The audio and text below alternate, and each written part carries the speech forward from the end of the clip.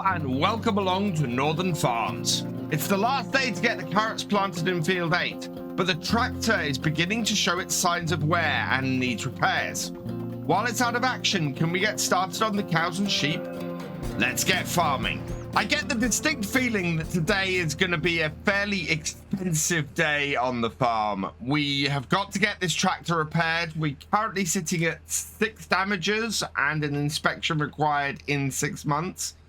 It had trouble starting up when I got started with it this morning. So yeah, it's going to have problems, I think, today. And I'm hoping it's not going to conk out on me. It's certainly, we've got to get it scanned and checked for problems and things today, because if we don't, we are definitely going to have it out of action, and it's definitely going to have more problems tomorrow. So what we're going to do is first borrow a little bit of money, because we are 4,250 in the hole. So I'm going to borrow 10,000 to begin with. That'll get us up to 5,749, and it's beginning to bite now. The fact that we've got so much leased is absolutely beginning to bite. You can see we're losing about £10,000 per day, with £6,000 of that being in vehicle leasing costs most days. And so it might be a little bit counterintuitive for me to go for the Mini Air Nova Fold on here over the Ridge, considering the difference in price. But we are going to lease this. We can lease this and it'll be an extra 500 per day. Yes. And we'll grab that. And then I'm not going to worry about getting any seeds yet. Instead, the pallet I am going to buy at this point is the servicing pallet. And we can come down and we can pick this up a little bit later. We're going to need this to repair the tractor. And that should do us for now. We have over here this pallet. This only has 50 liters of seed. I have a feeling that we may actually want to go and get that. Oh, that will fill up. We might want some more seeds looking at that. And we'll have to come down here and get those. This does not hold many seeds, this planter, but I think it is going to hold more than 50 liters. So we'll give that a go. Bring this back here. See how full it gets. And then I think we'll buy another pack at that point. Connect that up. Is that all? That collected up. Right, good. Right, and then refill it with... Wow. 32 liters of seed. It really didn't take more than that. So I'm going to put this and try and put it in this. Yeah, that'll do. There we go. So when we come back in a bit, we'll come back with the telehandler and bring all of that back with us. And hopefully the seeds in this will go fairly far. We want carrots. Perfect. Right, and going for the slightly wider seeder here, right, slightly wider planter, should mean we can get this job done fairly quickly, and we need to get this job done quickly today. I have no idea how far these carrot seeds are going to go. I'm really hoping it's quite a way. It would be exceptional to be able to plant all of our fields with one pallet of seeds. Now, last time we were in here, we went along here. I don't think we actually have a core setup. We'll find out on that in a moment. But let's unfold this. I want to give myself a nice big headland with this, I think. So we will go... I think we'll go about here-ish. Yep. And this time, I think we're going to try and set it up so that it does actually follow the line of the field. So if we go like that, start this up, drop it down. Or are these actually going to go at the angle? No, they are going to go north-south. Right, so cancel that. Let's line this all up then, and we will go at the angle of the field, like so. And try and get it going at 0 degrees if we can. Set our second waypoint to our width, and away we go. And yeah, we seem to be on about the right angle. So yeah, carrots going in, and we will have to clean up along that side again. Well, as happens. Something you might notice early on here, and I'm sure I'm going to get comments on it, is why am I not ridging these carrots? Why am I not putting ridges in first and then doing this? And it's simply because ridges have no effect in precision farming. So there is no point in me ridging these at all. They will do just as well planted straight up like this. And we don't have to go and get another piece of equipment to do anything with them. The less we disturb the ground, the better it is. And so as a result, we are best off just doing it this way and not worrying too much about it. Now, I am trying to get a fairly large headland on here, as I said, at the other end. So I'm being a little bit cautious, and as soon as it makes the noise on this end, I'm pretty much immediately putting it down or picking it up there. And I think we want to come in about here-ish. Yeah, if we can get decent size headland on here, we'll be doing well. So we need that actually in order to turn around properly. And so we're probably going to have some spaces in the corners as well. But that's the other advantage of not ridging, is the fact that we give ourselves a little bit more maneuverability on the field as well. About halfway through the middle part of this field now, and we've only used 28% of the seed. This is fantastic. Carrots are really, really good on the seed usage, and in fact this is excellent. We are using very, very little seed on this whole job. Now, one thing we are going to have to do very soon, I think, is get a new tractor. I'm hoping one's going to come in the shop, and at midday I'm going to check the shop again, see if we have one available. If not, I do have my eye on one. I think we might get a Kubota. I think we might get an M6. We can get one for about 100,000, and it will end up not costing too much for that.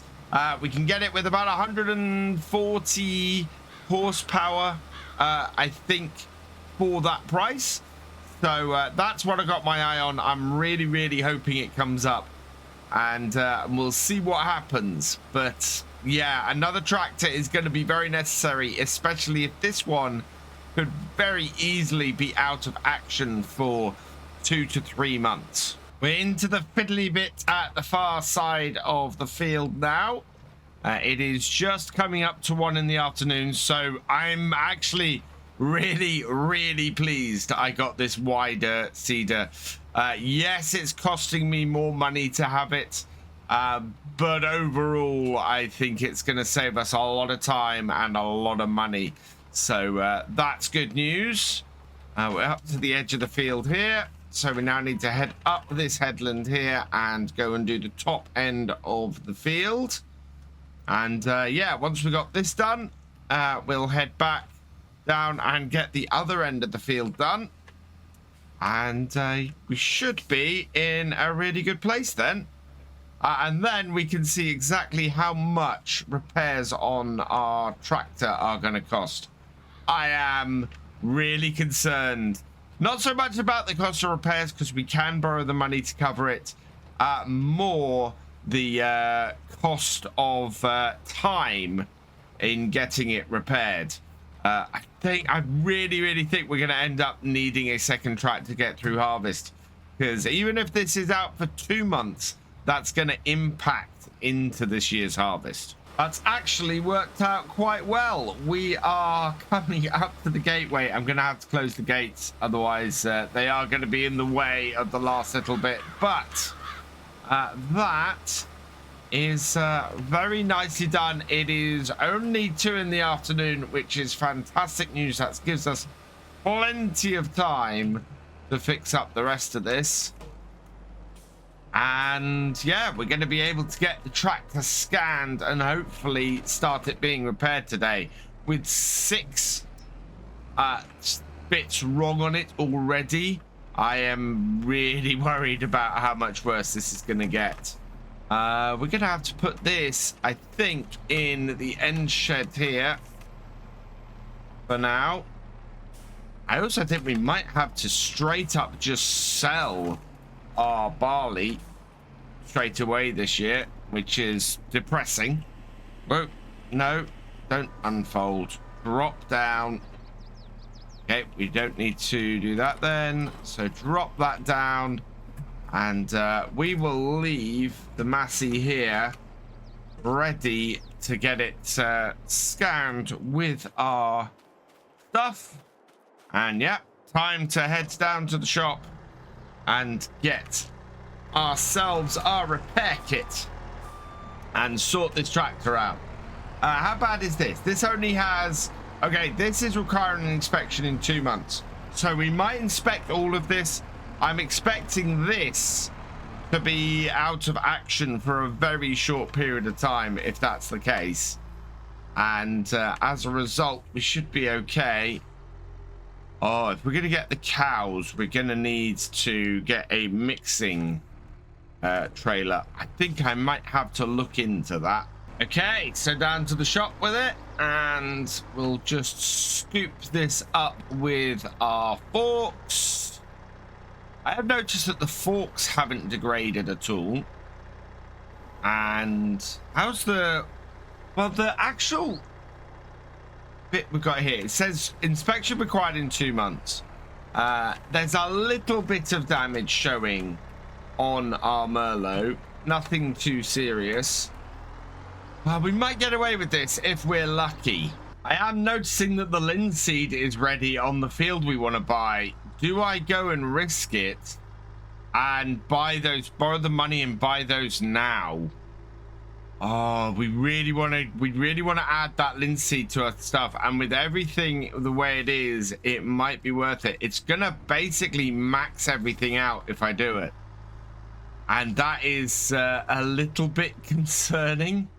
I don't really want to put myself in a position where I have no money without selling anything. That would be really, really bad. So we'll have a look. We'll have a look when linseed actually can be harvested till, because if it can be harvested next month, that would be great.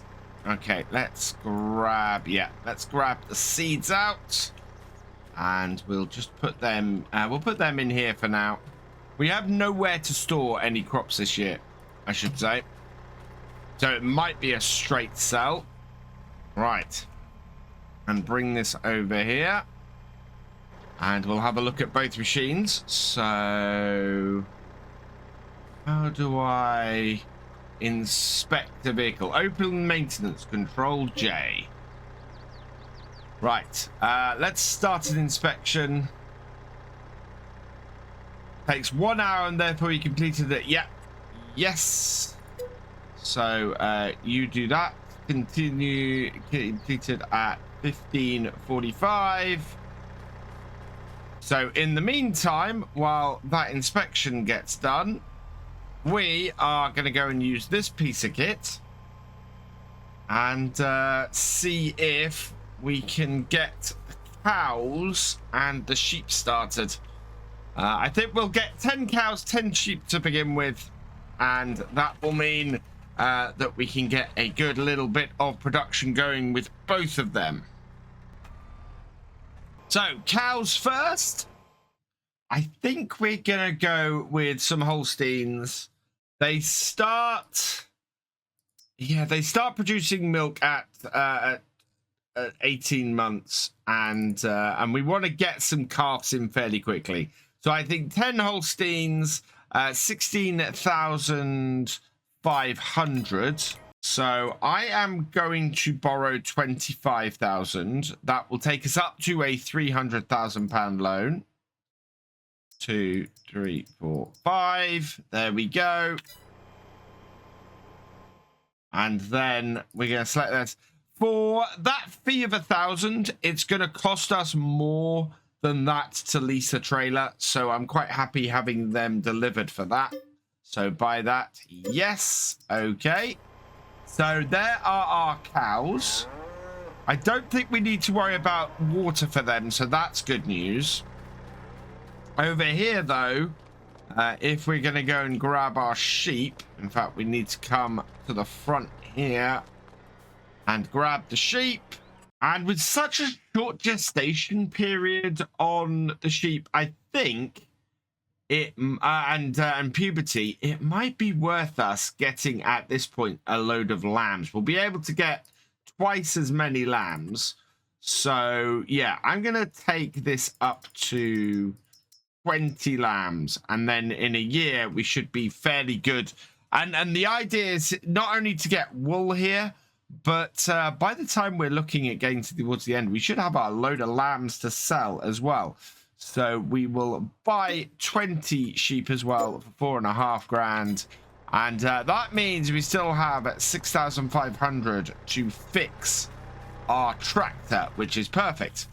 Right. We need a couple of hay bales to feed the sheep, and then I'm gonna have to look at what the cost of getting a something to feed the cows is going to be, because at the moment we don't have a mixing trailer, and we don't have a huge amount of hay, but we do have quite a bit of the silage. So hay into the feeding trough. We're going to need to cut this grass field again soon, and yeah, that's all in there.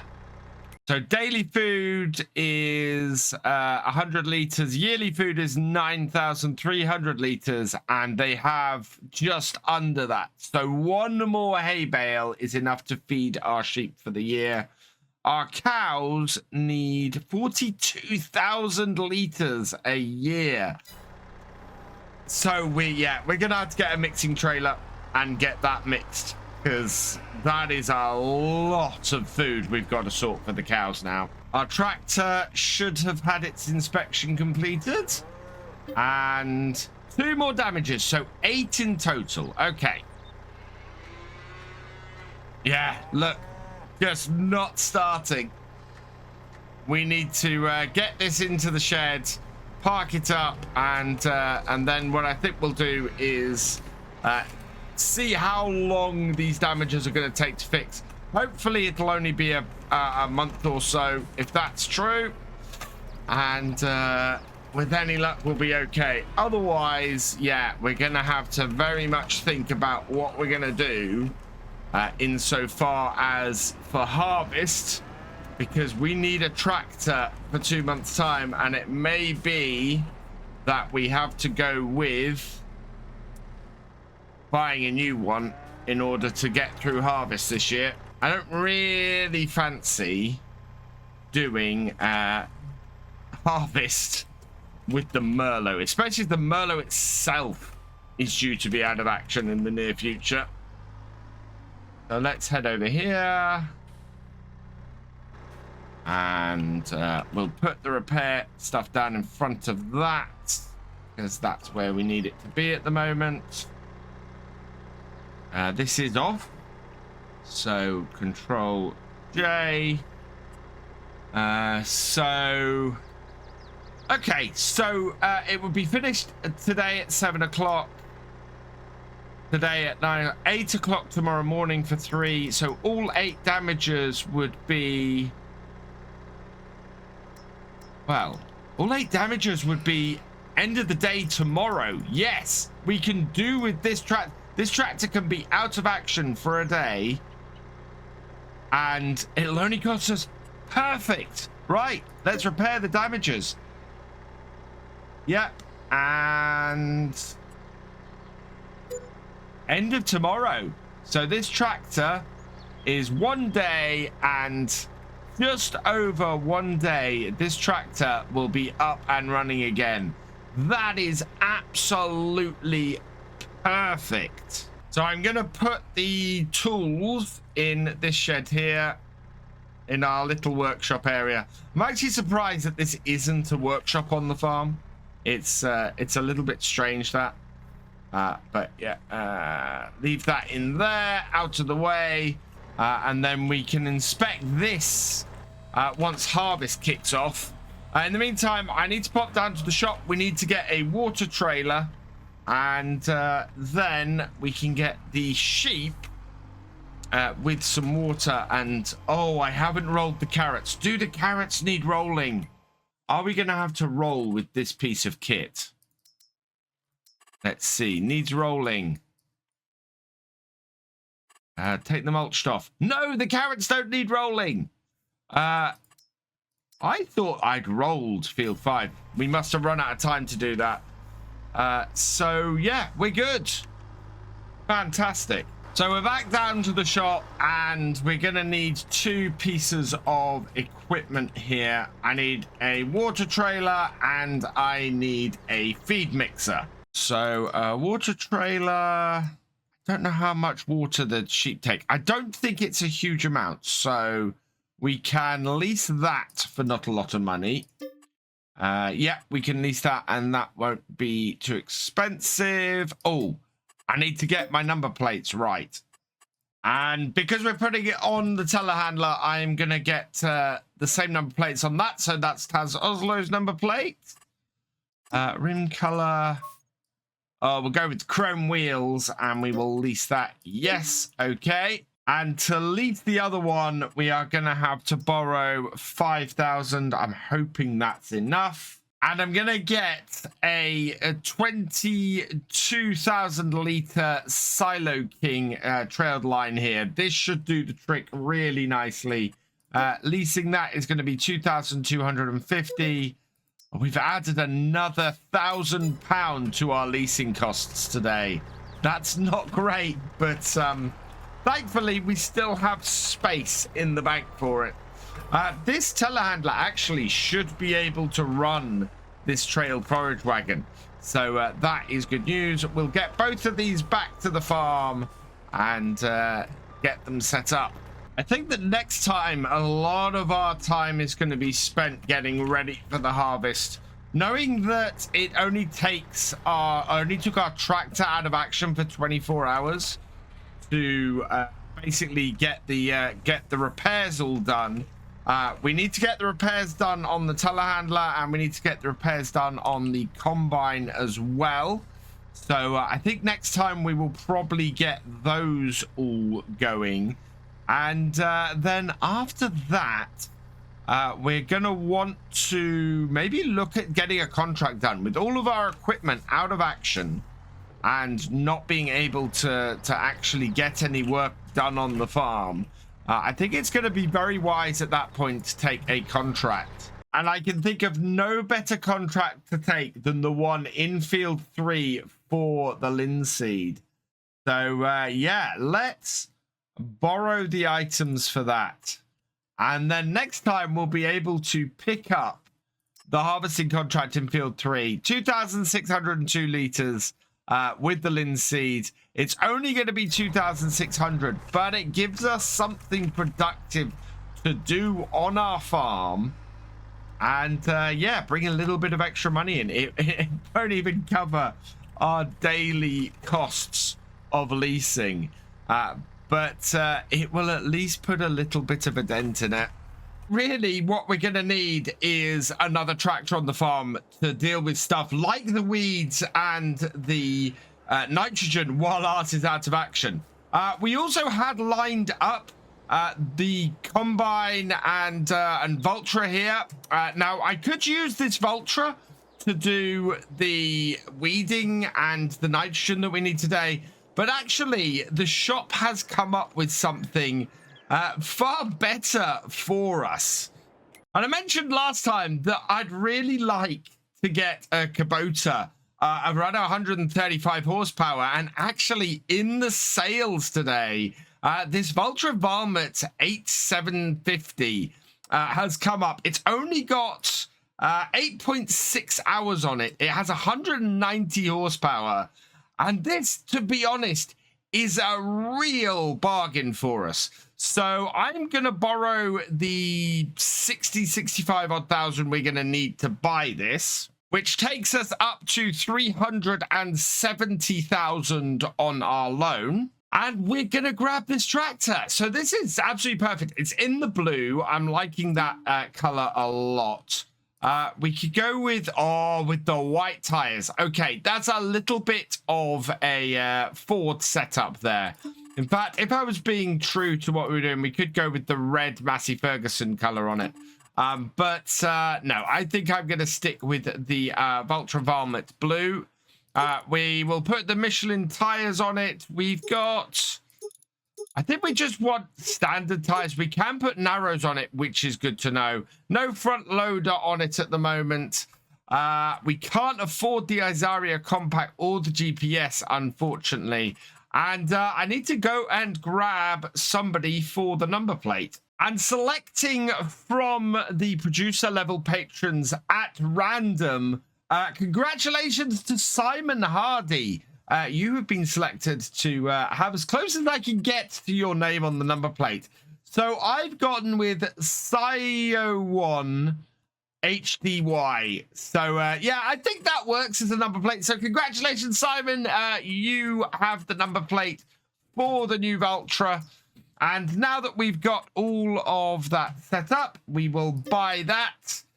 Yes. And that gets us nicely set up. And then the other thing we need is we need to get a hoe. I don't know how. I think the weeds might be the small ones. And to be honest, we could try. In fact, we have some really small organic ones here. I'd love to get the transformer. How much to lease this and see if this works? £204. I'm going to risk it with this weeder and see if that works. It is 4.5 meters, so that should do our field fairly well. So we'll head back out of the shop now, and it's sitting outside waiting for us, all hooked up and ready to go. How much damage does it have? It currently has 3 damages, so I think what we want to do is see if we can't get this repaired once we've got everything running.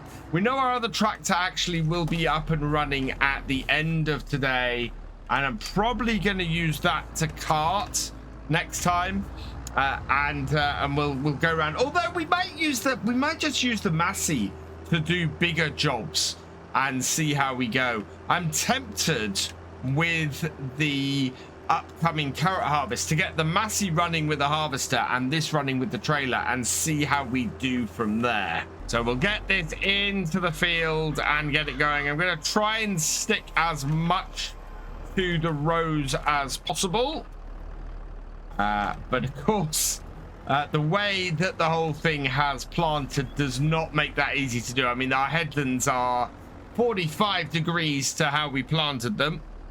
Let's unfold this, and I'm really, really hoping these are small weeds. If they aren't, we've only lost a little bit of money on this. Let's see. Is this going to get rid of them? It is! Fantastic! So, yeah. Oh, no. No, it's not. Right. Back to the shop. We need to get a hoe. This is not going to work. Well, thankfully, that didn't cost us money. That did cost us precious time. We are going to go with the Nbok, which is a hoe. We will just double check that. Yep, that is a hoe. The VF from Horsch is twice the price, and we can't really afford that. Leasing this, we're going to have to borrow more money. So an extra £5,000 on the loan. And then we can lease this, yeah, 2,600. And we're going to need to make about 100,000 this year on the farm just to keep up with our monthly costs in rental, let alone expanding the farm. It's not a great position to be in, but at the end of the day, this is what we need to run the farm at the moment. Also, I'm rather regretting leaving the weight on the front of the Massey now, because obviously the front of this is rearing up. This is a fairly heavy piece of kit, this hoe. And we're back to the farm for attempt number 2. Yeah, absolutely wish I'd left the front weight, but we'll if we're careful, we should be all right. So into the field for the second time and unfold this. You can see how much the weight is on the back, and in fact you can see why. Look at the reach on that bit of kit. This is massive. This is a 9-meter hoe, so I'm expecting it to get through this job fairly quickly, and yeah, with any luck we'll be done by midday and can start getting some nitrogen onto the field after that. As expected, this is making pretty short work of these weeds, which is fantastic. I am kind of wondering if the reason why we have such well-grown weeds on here is because of the cultivator we were using. We have the ones that work like direct seeders, and I'm wondering if that's why. Because yeah, that's exactly what's happening, is that when you normally have a direct seeder and you haven't plowed first, you end up with this setup like this, with having to hoe the fields to get rid of the weeds that are on them. And it would make a lot of sense, quite frankly, to be having to get rid of medium-sized weeds if our cultivator that worked on here has ended up treating this ground as if it had been direct seeded. Yeah, this is making nice short work of these weeds. I do kind of wish we got up here a little bit faster and hadn't wasted a whole load of time on the on getting the wrong weeder, and had just started with this hoe. But I was trying to save a little bit of money. We've spent a lot of money the last couple of months, and as a result, we are currently looking at having, well, we've basically doubled our loan in the last couple of months. And I was kind of hoping not to do that. I really wanted to buy those extra fields. Part of the reason why we ended up doing the contract on the linseed and not trying to buy that is exactly this reason.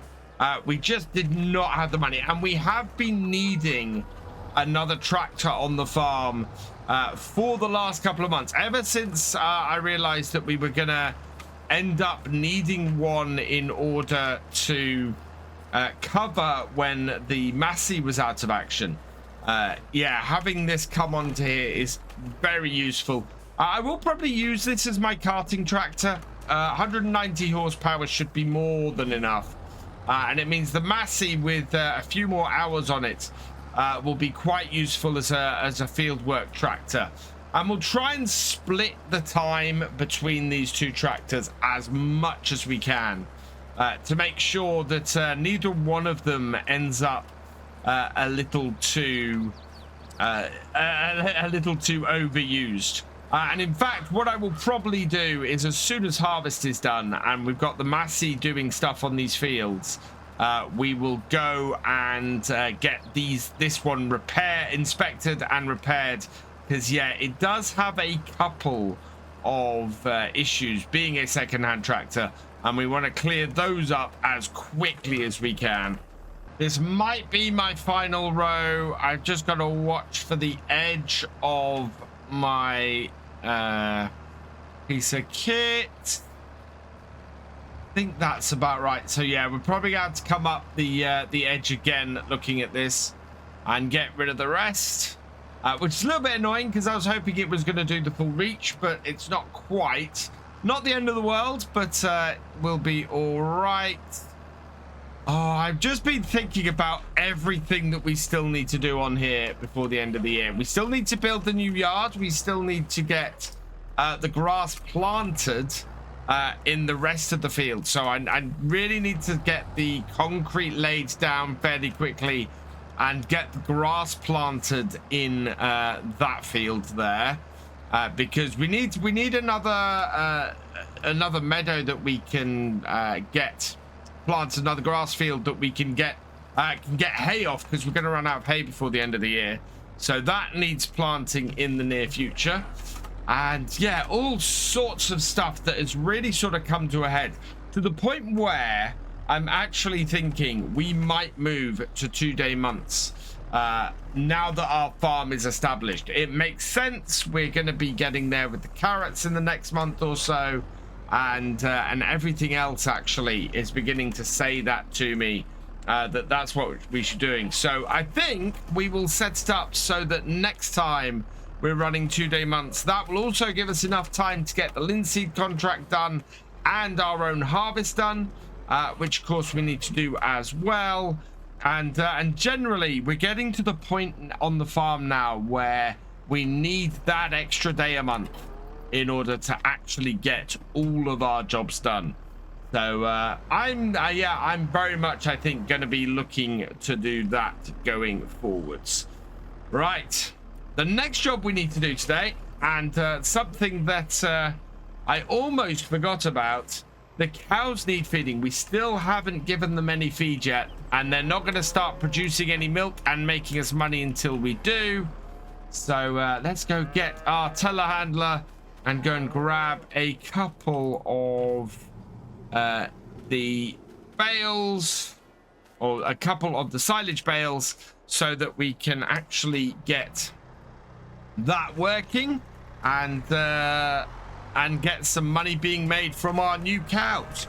So there's 3,500 liters per bale in the silage bales. So we'll pull those out here first and get them loaded up. I'm gonna have to pull the trailer out of here. And my thought is that basically this is how I'm going to work it. Hook the tractor up, pull things out like so, load it up, and then back the tractor up. Oh, we lost a bale. That's not good. That's all right. And I think, considering the number of silage bales we've got, I think we'll have to go with 2 silage bales. Sorry, 3 silage bales, 2 hay bales, and a straw bale. And that should be a good mix, based on the sizes as well. Yeah, drop that one in. I'll drop the second one in, and then I'll go and get a third. And we can then sort out a couple of hay bales. So now we've got 2 hay bales going on in. This is 9,000 liters, so that is 19,000 liters in total from our hay and our silage. So that should leave us with a pretty good mix straight off. And then we just need a little bit of straw in here just to top things up. Yeah, we're at 88%. Another 3,000 odd liters should do it, and I think that's going to be roughly half of a hay bale. Sorry, half of a straw bale, because these are fairly big amounts in these straw bales. Yeah, it's just over half. So what we can do, in fact, we will put the entire straw bale in, and it will continue to mix the straw in as it goes. And that should be fine. We shouldn't end up with a bad mix as a result. So I'm quite happy with that. And that will keep things going for a fair while. So that's that done. Let's hop over here and get this into here. So out and in, and we'll dump the whole straw bale in. And you can see there, that's only 11% that's done, but that is full now. And we can just back this up. I will change the tip side. And there we go. turn it on, and tip it out. No, change the tip side for me, please. That is the wrong side.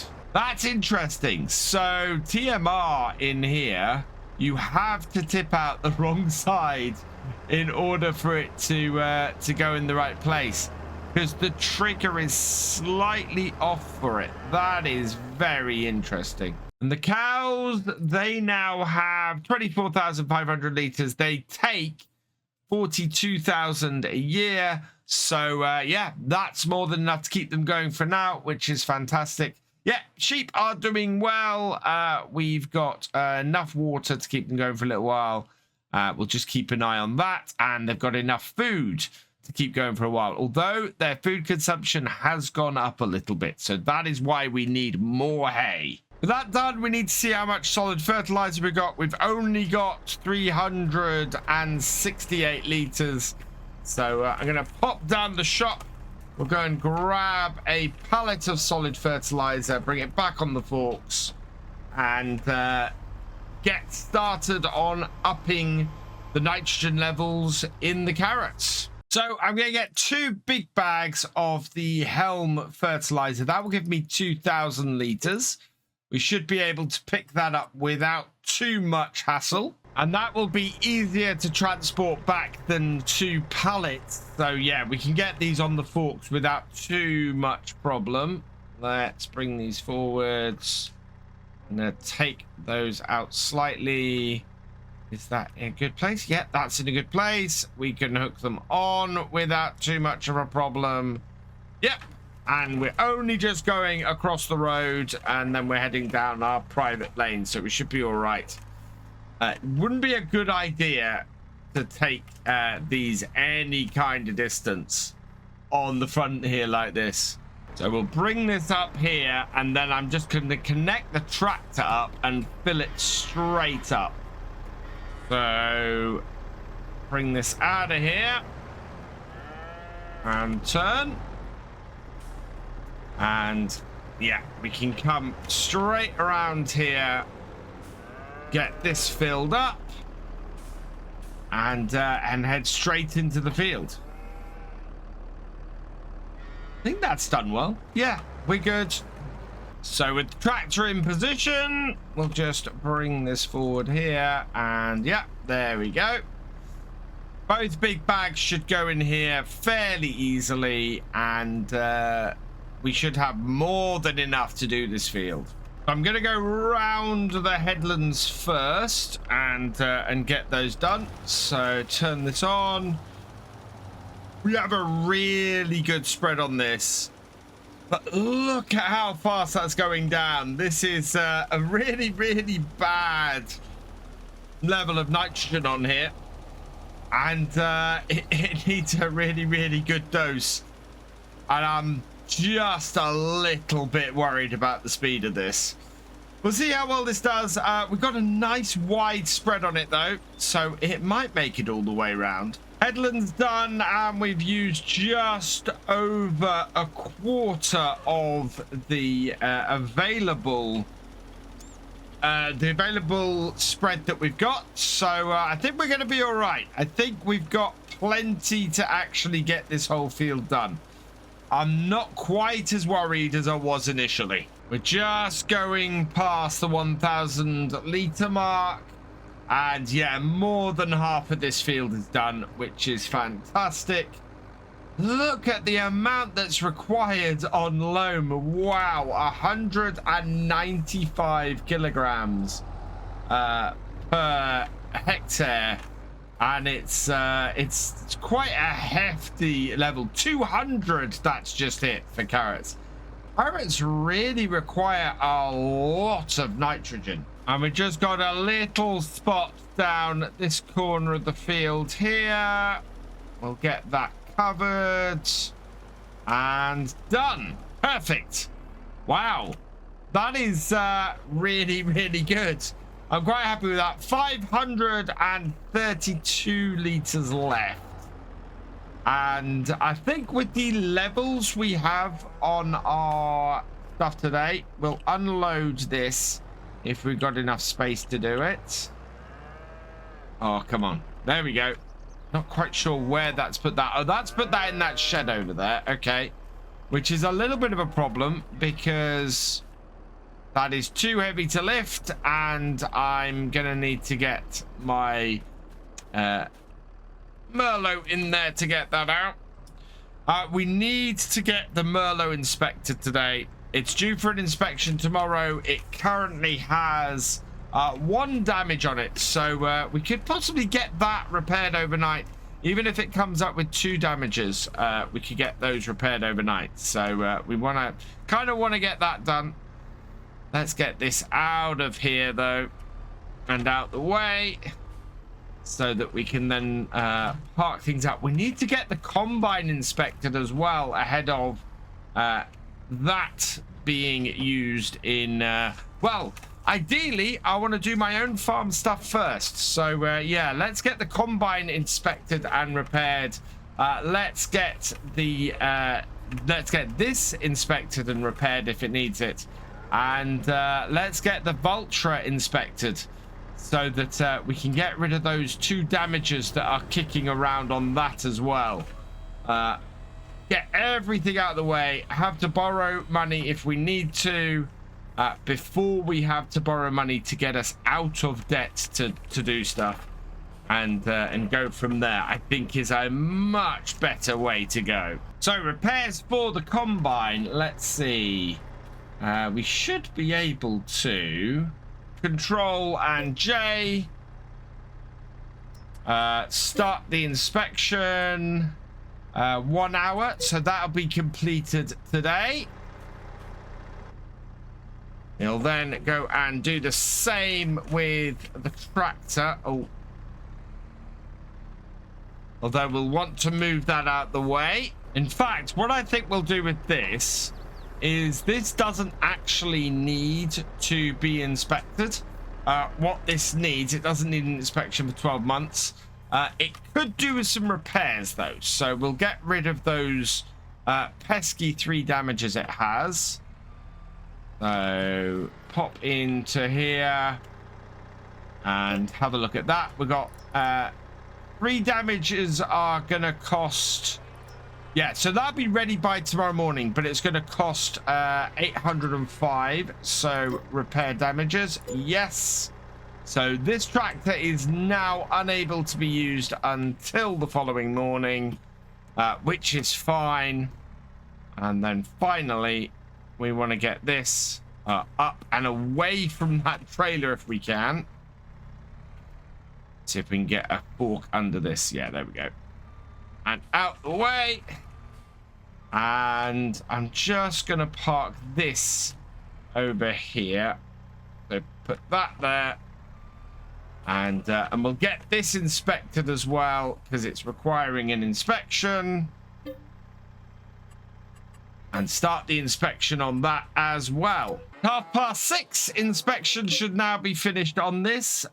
We've got 1 damage for a total of 2, so we can get that repaired for the morning. And 1 damage for a total of 1. Okay, let's get both of these repaired, starting with the with this. So lift that. It looks like the telehandler is not working at all.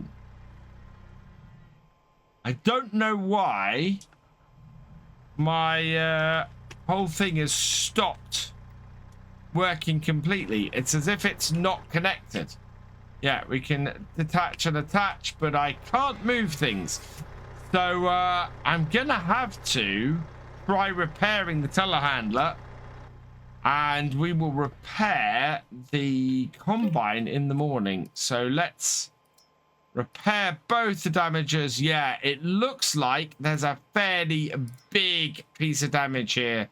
So repair damages, and yeah, there is nothing we can do until 7:20 tomorrow morning, and at which point hopefully our arm will work again and we can get the combine repaired ahead of our harvest, which is slightly annoying, although the combine only has 1 damage. So maybe we can get the harvest done and then repair that.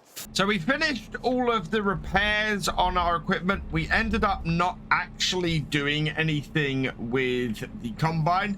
It only had one extra bit of damage, and as a result, it doesn't need doing for another year. And in fact, we can probably put that damage and fix that later. I've got the Massey out here on the header trailer because we're not actually going to use the Massey for carting anymore. This has the GPS on it. It doesn't yet have the Isaria add-ons for it.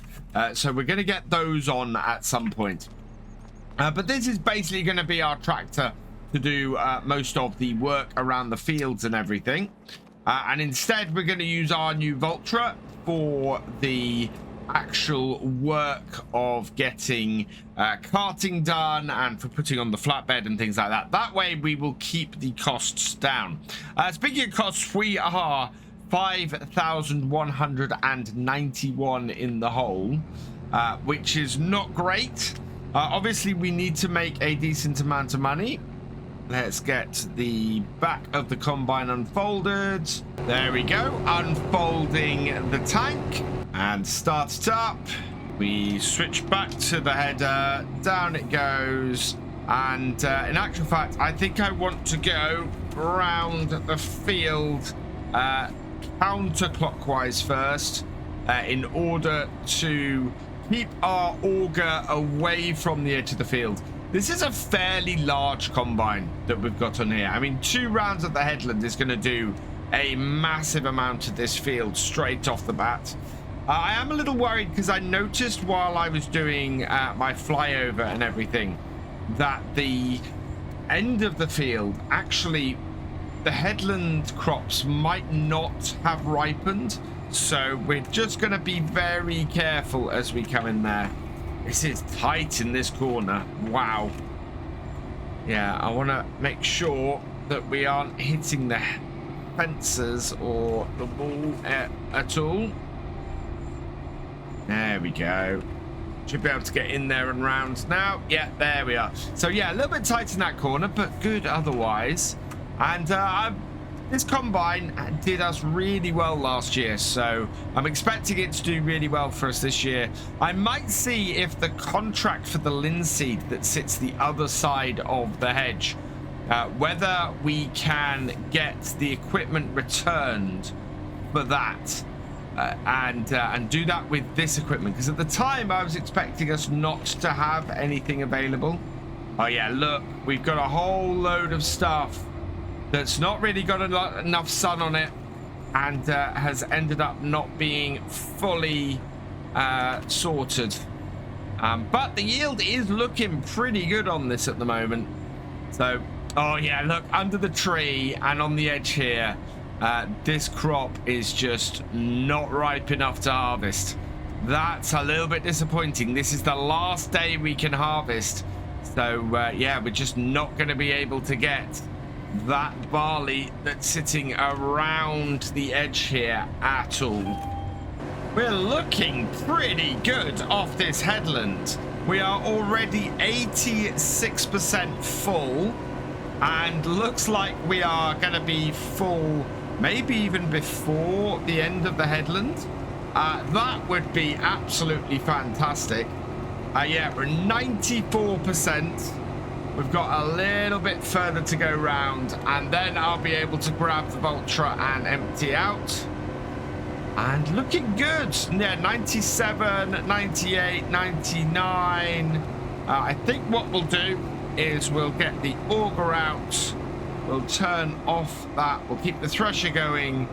And before we get full and everything automatically turns off, we'll go and empty into the trailer. My Vultra here should have no problem pulling this trailer at all. 190 horsepower will be absolutely fine with this red rock. And we've got a lot of space with the top end of this field for this reason. So this is pretty good. We've got no overhead visual, but I think I'm in about the right place there. And then, yeah, we'll back up a little bit. and empty out. Perfect. And yeah, that is going to be, well, that is going to be a lot of barley off here, which is fantastic. But also, I've got to find somewhere to store it, or we've got to immediately sell it. I'm looking at the amount of time used on our combine at the moment, and it's very possible that doing the other contract might end up sending us over another hour or over the first hour with it, which of course will mean we have a huge cost. However, that does go, of course, towards eventually buying the combine, so I'm not too worried about that. That would work, and we would make more money overall from the contract if, as a result, if we used our own equipment, even though we would take a bit of a short-term hit from that. So I'm sort of on the fence with that. So very interested to know what you guys think, whether we should use the contract equipment or whether we should use our own combine and trailer. Look at the yield on here. I don't know why this field didn't initially do along the edge there. And in fact, it is a little bit odd because I think we might want to put a strip of grass around that edge maybe, and pull away from that hedgerow. Certainly seems to not be a great growing space, and doesn't like to really register on our scans and things as well. But overall, this is going really well. We are going to have a second full combine off the second headland, and then we'll get into the middle of the field. I don't think it'll take too long, and we should end up with a very good yield off here. Over 80%. I'm going to turn off my auger, turn off my header, get out the auger, and we'll unload here. That is very, very nice. I'm really pleased with that. And then we're going to cut into the field, and I think we're going to fit most, if not all, of this field in the trailer. Yeah, we are only about 60% full, and I don't think there's going to be much more. No, 62% in total. So yeah, nice level as well. One more full combine will do it, and I don't think we're even going to get that much. We might do if we're lucky. We've got a lot of working around the tree here to do. I'm not even sure I'm going to need GPS on here. We do have it on the combine, and I think I might turn it on. In fact, yes, I will turn it on. So on with the GPS, set my first waypoint, which I can't do because, as I worked out last time, we need it for the straw. Where my straw swath is set as the same thing as my GPS. I need to alter that, because that is a conflict in my controls. I think we're going to be done very quickly with this. I'll go up to the tree here. I think I missed it. Oh, I wasn't quite in the right position. But we got to go down the side of the tree here and go around it. Yeah, I've missed some on the other side. What I'm going to do is just go straight out here, and then we'll come in and finish off that other bit. We do have Beware of straw on, so we're going to be picking straw up into the combine. And actually, that's off 2 rows. We've got a really good amount of grain off there. Look at the yield at the top end of here. This is loam, I believe.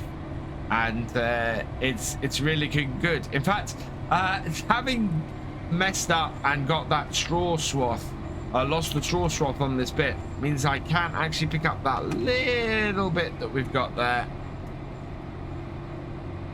That is pretty good. I'm quite pleased with how we've worked around that tree, although I possibly could have kept my auger away from it a little bit more. Finishing off at the bottom end of the field here, and then we can go back and clear up the rest. This is an absolutely fantastic amount of barley off here, and we've got a pretty solid green. If our carrots do this well, that is going to be quite a lot of crop off here this year. In fact, yeah, we're over 80% again. Final row. I don't think we're going to make it all the way down here without having to empty, so I'm going to get the auger out. We will get the full width in here though, so that's worked out pretty well. This field, as I thought it might be, is a little bit fiddly. Let's go grab the tractor and trailer though. 3 full tanks off here is probably more than I expected. That's going to give us about 23,000 litres. I think this could hold 22,000 litres in total. We've got another 8 in here. So empty that out. And then we'll be able to move forward. I want to get... Now, I could get this bale today. We'll get the baler on the Vulture as well and get that round. I need to figure out what we're going to be doing about the grain, though, that's sitting in our Red Rock trailer now. We have a nice full trailer. We could immediately sell. In fact, oh, wow. Yeah, we are going to have to do something because our trailer is full. I didn't expect that. We were only 62% full earlier, and now it's not taking any more. So 2 loads is basically what I try and get from my combines. This has done that well,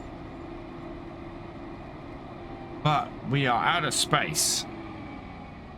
So auger out. Yeah, we've got max weight. We came across this last year because we're playing with the realistic settings for the amount of weight. We needed to we can't get everything from the combine in, so that last little bit, that is always going to be a problem.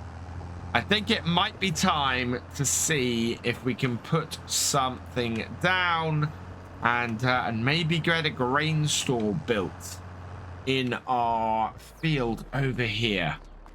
Yeah, I think it's time to see if we can start making this into a proper farmyard. So first up, we're going to have to do something we've done for the last few episodes. I am going to take this up to 400,000 on our loan. We are really getting quite high on that now. And that will then let me get some landscaping done. I want the majority of the farmyard to probably be over this side here. We've got a gateway over there, so we're going to want a roadway along this fence. So I've got a strip of land now here that is ready to be built upon. We've got a good base for it here. I've put some mud down the ends there. In fact, what I want to do is put a little bit more of the mud down. Where is it? Asphalt, dirt. There we go. And just even that up down there. Now, it's not completely flat all around here. And I think if we come out of here, you can see that it sort of comes up. But there's a big lump about here we might have to even out. But this end of it here is actually pretty good as far as being flat. I'm going to borrow another 20,000. So let's add that on. Take us up to 420,000. And then we're going to build a silo. The one I quite like is this one, though. This is a silo and shed built in together. We'll put this one in. It's going to cost about 20,000. We'll check it against the edge there. Nice and straight. And down. That should give me enough to do this with. What do we have in here? So, yeah, we've got the loading point in here. And, that I think will load anywhere in there. Oh, those are some rusty old gates. And then we've got a storage point in here as well. Oh, we got some lights in here too, which is brilliant. So yeah, can we, what's this for? Oh wow, we can put the ladder up and go up the top, I'm guessing. Yeah. Ah, and there we can see where the storage is. So the storage is all up here. Looks like we have space for 3 different types. So perfect. We'll put that back down. Close this up. And time to tip our crop. I think this is going to make a pretty good farmyard for us, to be honest. I'm looking forward to seeing how well this does overall. I was worried my trailer might be a little bit too big to fit in here, but I think it's going to work. We want to switch to the grain door, though. Is there a... Nope, it's just a start overloading. So let's do that. And in that goes into the store. We can then go and empty the combine out and go from there. Last of the grain tips. So I want to now sort of park this out the way. We've got a fair amount of space around here now. This is going to be a much easier area to move about. And I think we can probably put a lean-to at the end here and store equipment down this way. Or just at the moment, I'm just going to put the trailer down here. Because we want to go and get the baler now, get this field baled up and get that job done as well. And that just leaves us free to get the contract done next time. Yeah, I will see if we can get the equipment returned, I think, and go that way with it. Because we really did not spend that long on the combine today. I'm loving the look of this Valtra in the blue, especially on this Gewheel baler. It works so nicely. What a fantastic combination these two are.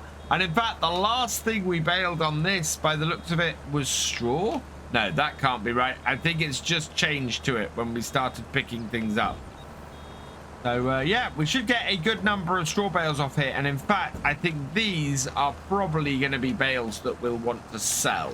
The high yield that we got for the actual grain off here is very much reflected by the number of bales we're getting.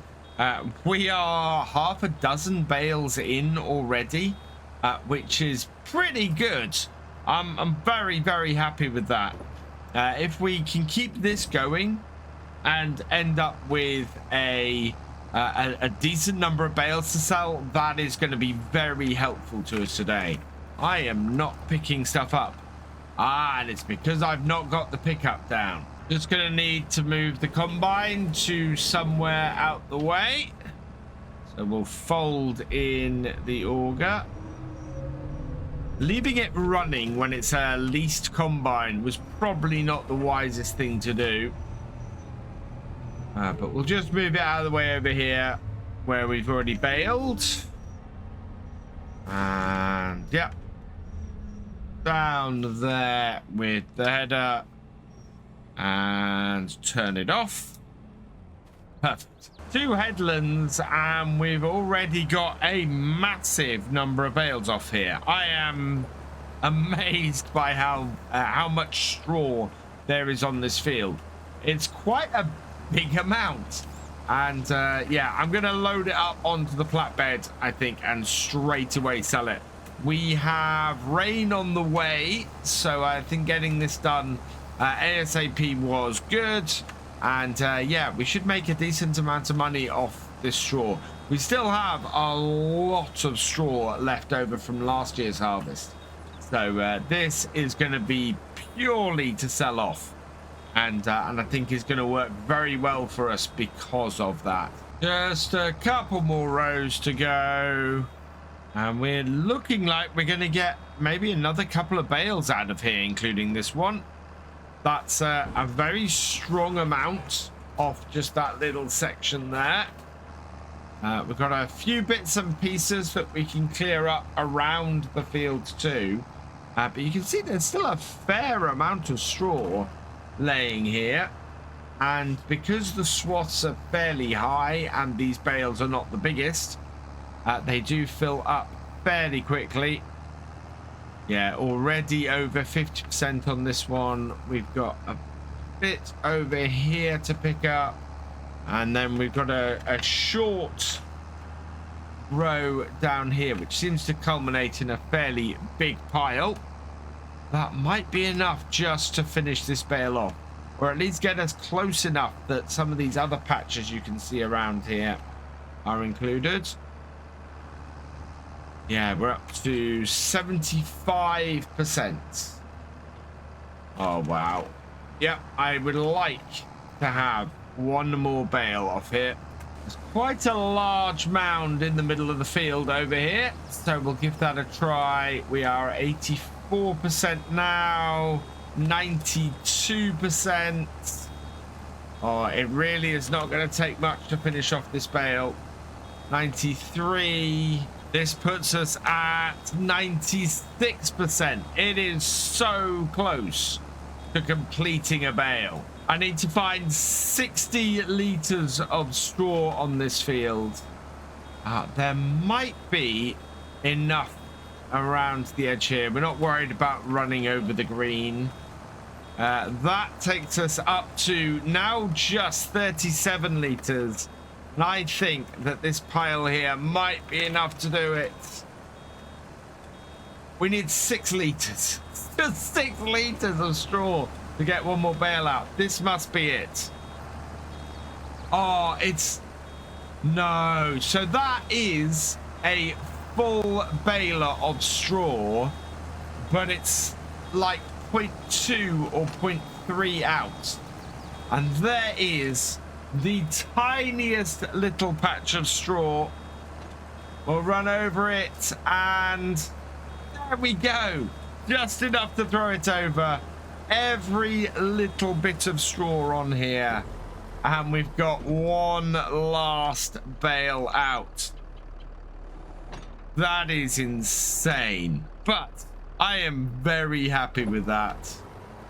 So how many bales have we got off here? 1, 2, 3, 4, 5, 6, 7, 8, 9, 10, 11, 12, 13, 14, 15, 16, 17, 18 bales in total off that field.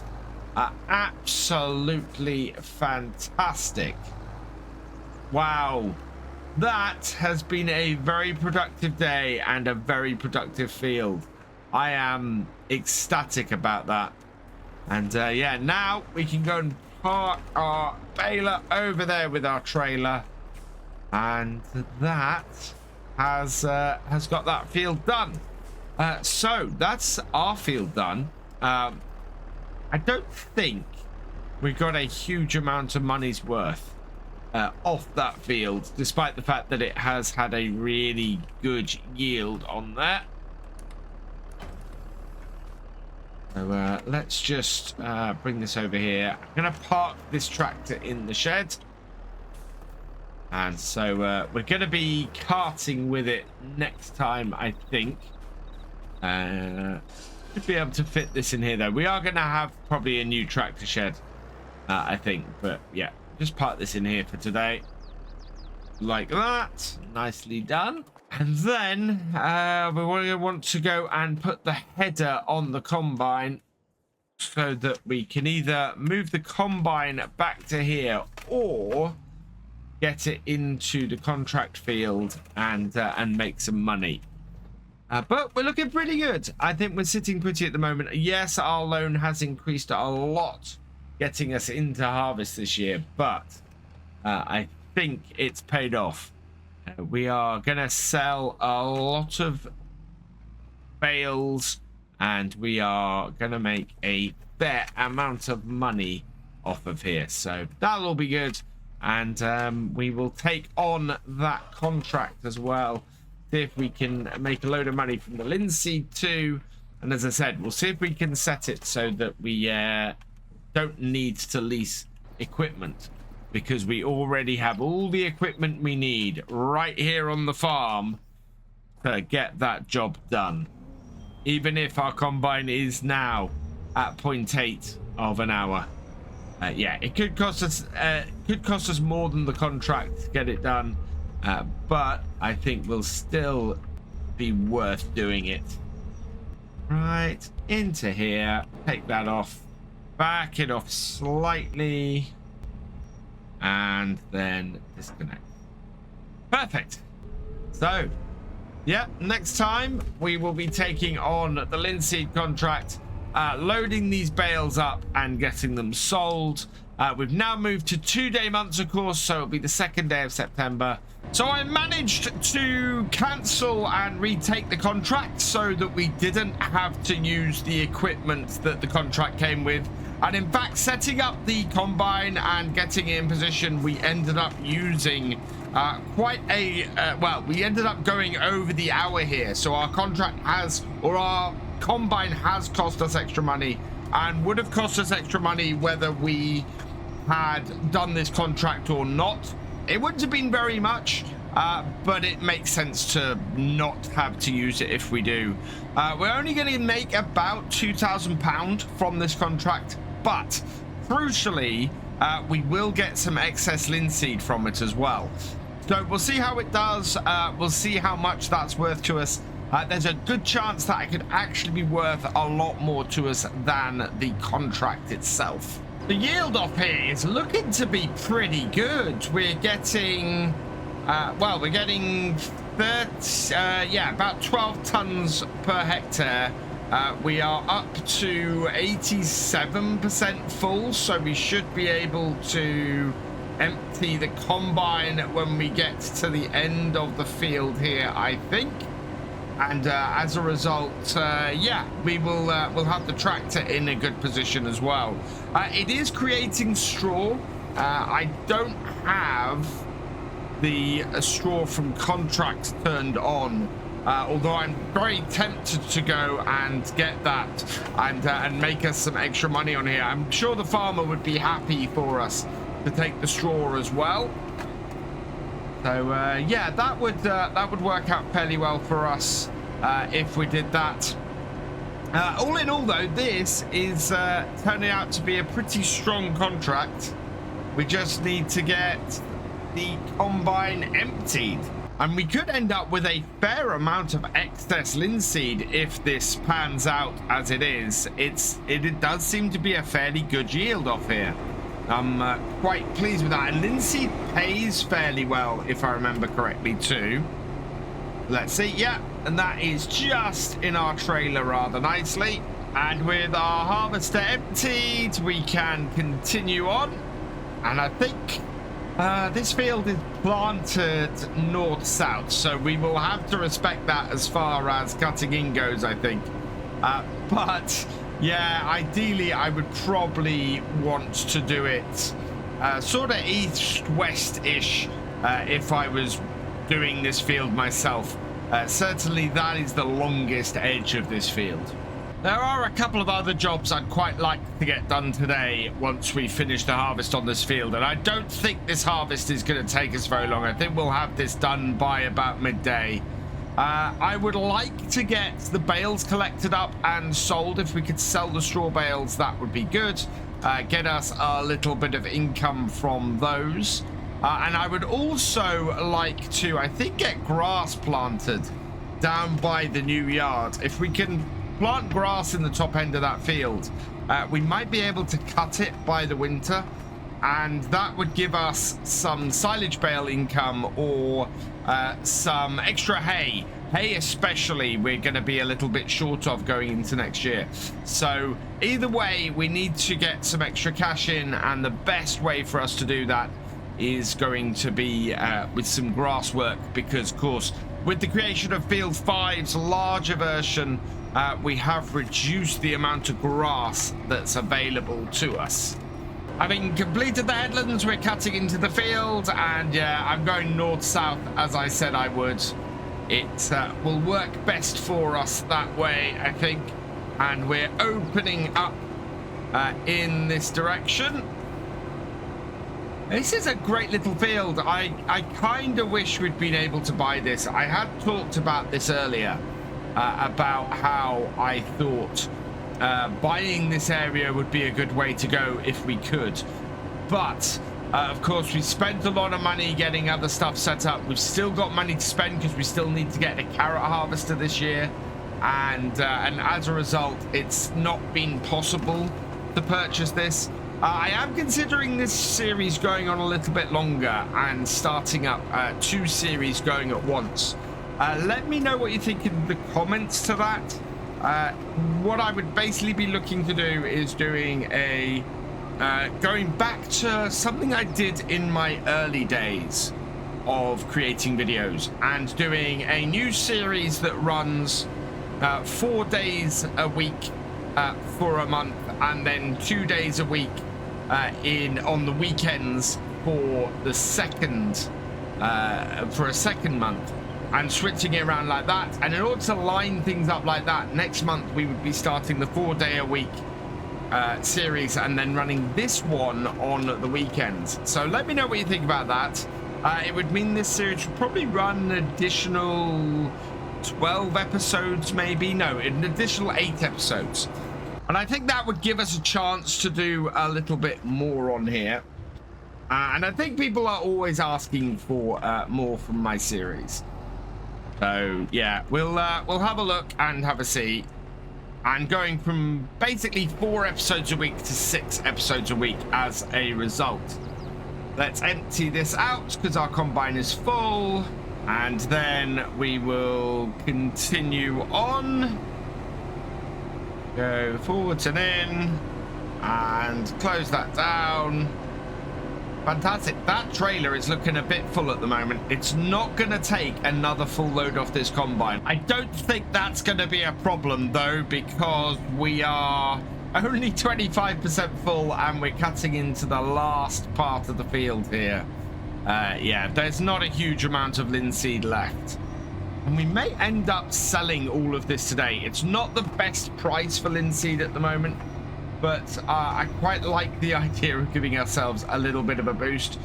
We could hold on until the end of the year, but if all of this is going to fit in the one trailer, then I don't think it's going to be overly worth holding on to a really small amount of linseed to sell later on. In fact, the best thing for us might be to gather it up and give it to the chickens, because I have a feeling linseed is also chicken feed. And that would probably be a really good use of it.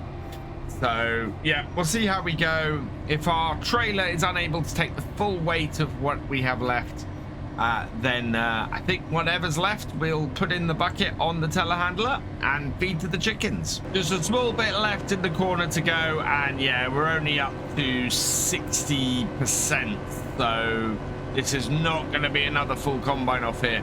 Still a fairly decent amount. We're not too far off the amount that there was on field 5 of the barley, which is good, seeing as linseed actually pays better. And I think this is only a slightly larger field than field 5 is. So all good. I'm pretty impressed with what's come off this contract and very happy with it. I would of course like to have had all of this crop to myself, but that just wasn't to be. So we'll get this in here. Second year on here though, our farm should really start making money. We've got our cows set up, we've got our sheep set up, we've got our chickens set up, and now we're getting our new farmyard set up, and that is going to make all the difference. Header off. We will turn the thresher off as well. And 6,330 litres. Will this all fit in the trailer? Not quite. 2,433 litres left over. That's quite a large amount.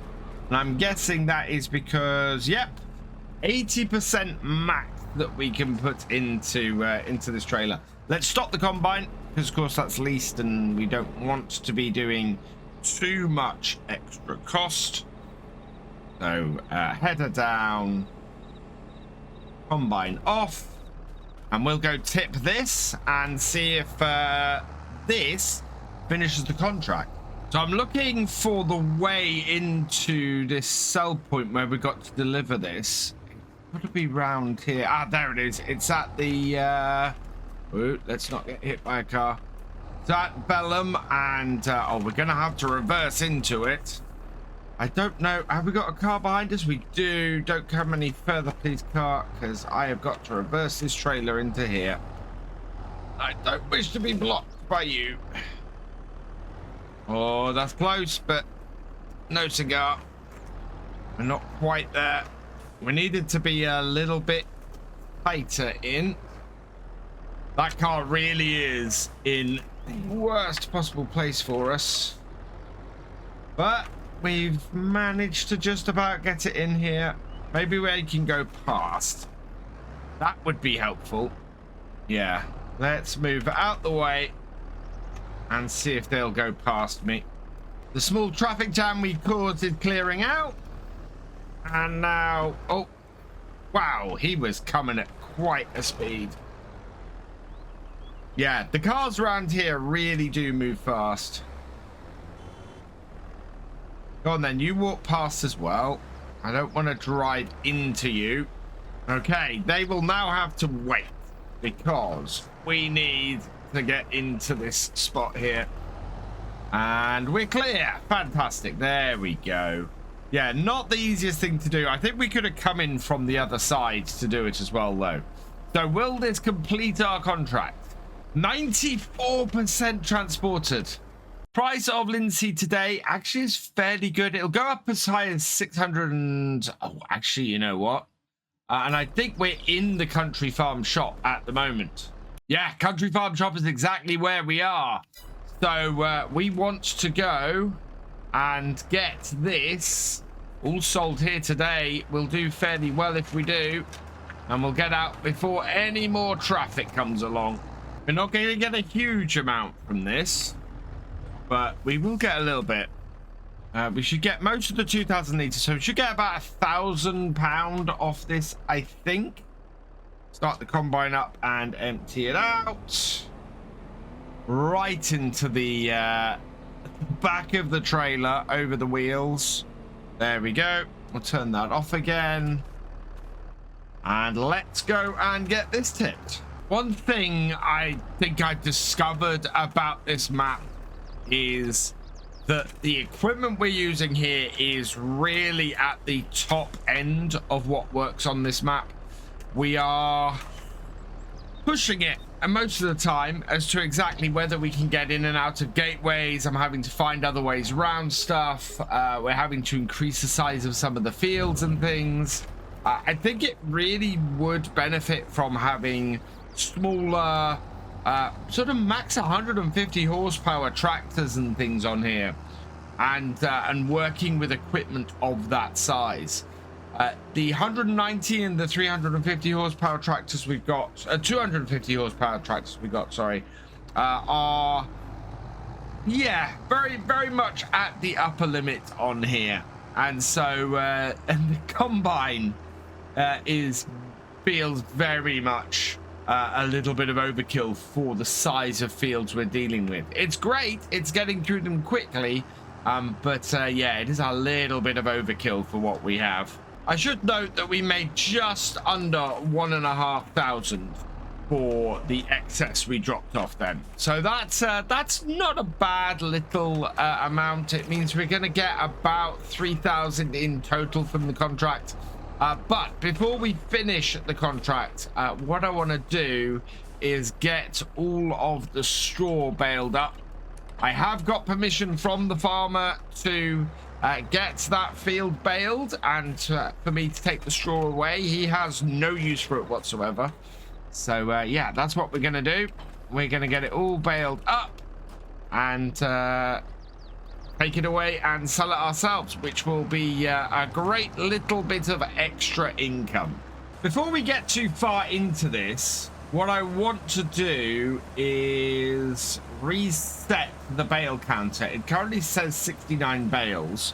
Maybe if I turn the baler off, there must be a way. Ah, there it is. Alt and X. There we go. We've reset today's bale counter. We'll turn it on and we'll see how many bales we actually create from this field. We're up to 9 bales so far. This will be our 10th that we're going to do here, and I'm going to move the combine out the way in a moment. So when we hit 100% for this, we'll unload this like so, and then we can move this out the way, and we'll just reverse it up and into the space over here, because there is, well, there is no more straw to get done here. If we park it just out the way here, we should be fine. Keep the header out of the hedgerow. Right, there we go. Up to 15 bales now, and so we might get a few more off here. I think we could be as high as 18 in total. Wow, this was a good field. We are up to 20 bales. I think we might get 21 out of here. 22 at a push. There's not a huge amount left in that last row. It really depends on how quickly the baler fills up on this row. And yeah, I don't think there's going to be enough to do another bale on here. We've got a few straggly bits all over the place, but I am happy with 21 bales. That is a really good amount. So we'll lift the pickup, we'll back that off, empty out that last bale, and yeah, I think we can go and collect all of these up and get them off the field before we complete the contract. Before I do that, I'm gonna need to go and sell off some of the eggs we've got. Actually, no, I'm not. We've got quite a couple of months to go before these are best price, and to be perfectly honest, we want to sell them at that point. So I'm going to get these moved off with the telehandler, and then we'll go and load up some bales. So I want to get all of these loaded up off here today. We should be able to do it. We're fairly good with our telehandler skills at this point. He says as he misses the bale completely. Right, let's see if we can jab this a bit better. There we go. And then just a few more to grab and fill this trailer. I don't know if all 21 will fill on this trailer. I'm hoping they will, because that would be really, really good to get all of these off in one go and sold. Halfway through, and we've got a grand total of 10 here on here. So yeah, and it's 5 o'clock, or just gone 5 o'clock. Just need to even things up a little bit, and there we go. And then back off. Yeah, happy with that. And yeah, I don't think we might fit one on the end, possibly. That would take us up to getting 14 on here at this level. That is more than enough for us to be able to get all of the bales from this field on, along with a couple from the other field actually as well, which would be very good. Go and do a mass sell-off of bales like that, and then we can line this up and get these onto here like so.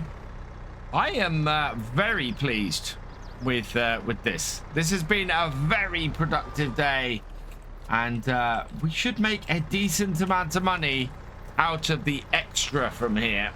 Just gone 6 o'clock, and this is our final bale off this field.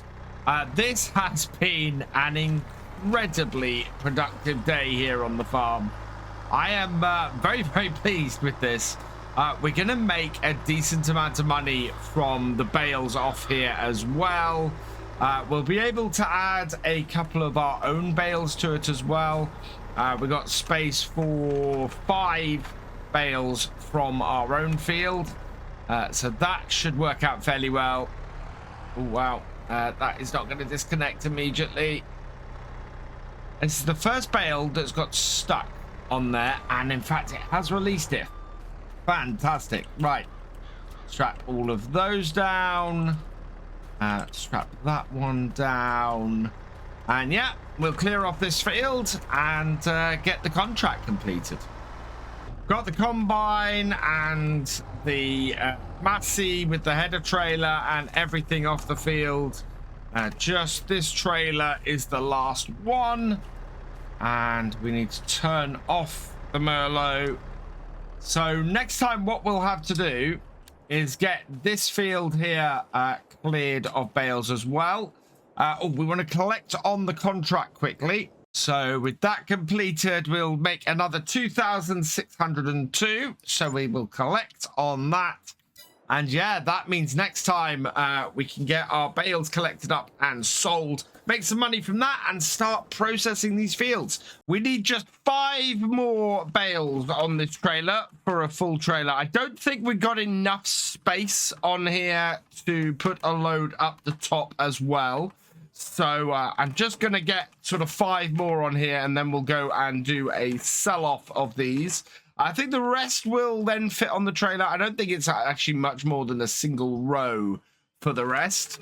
So we'll get this loaded up and finished off. In fact, I've identified at the bottom end of the field 4 bales here that will be perfect for finishing this field off. So we'll grab the 2 down here first and get them loaded up.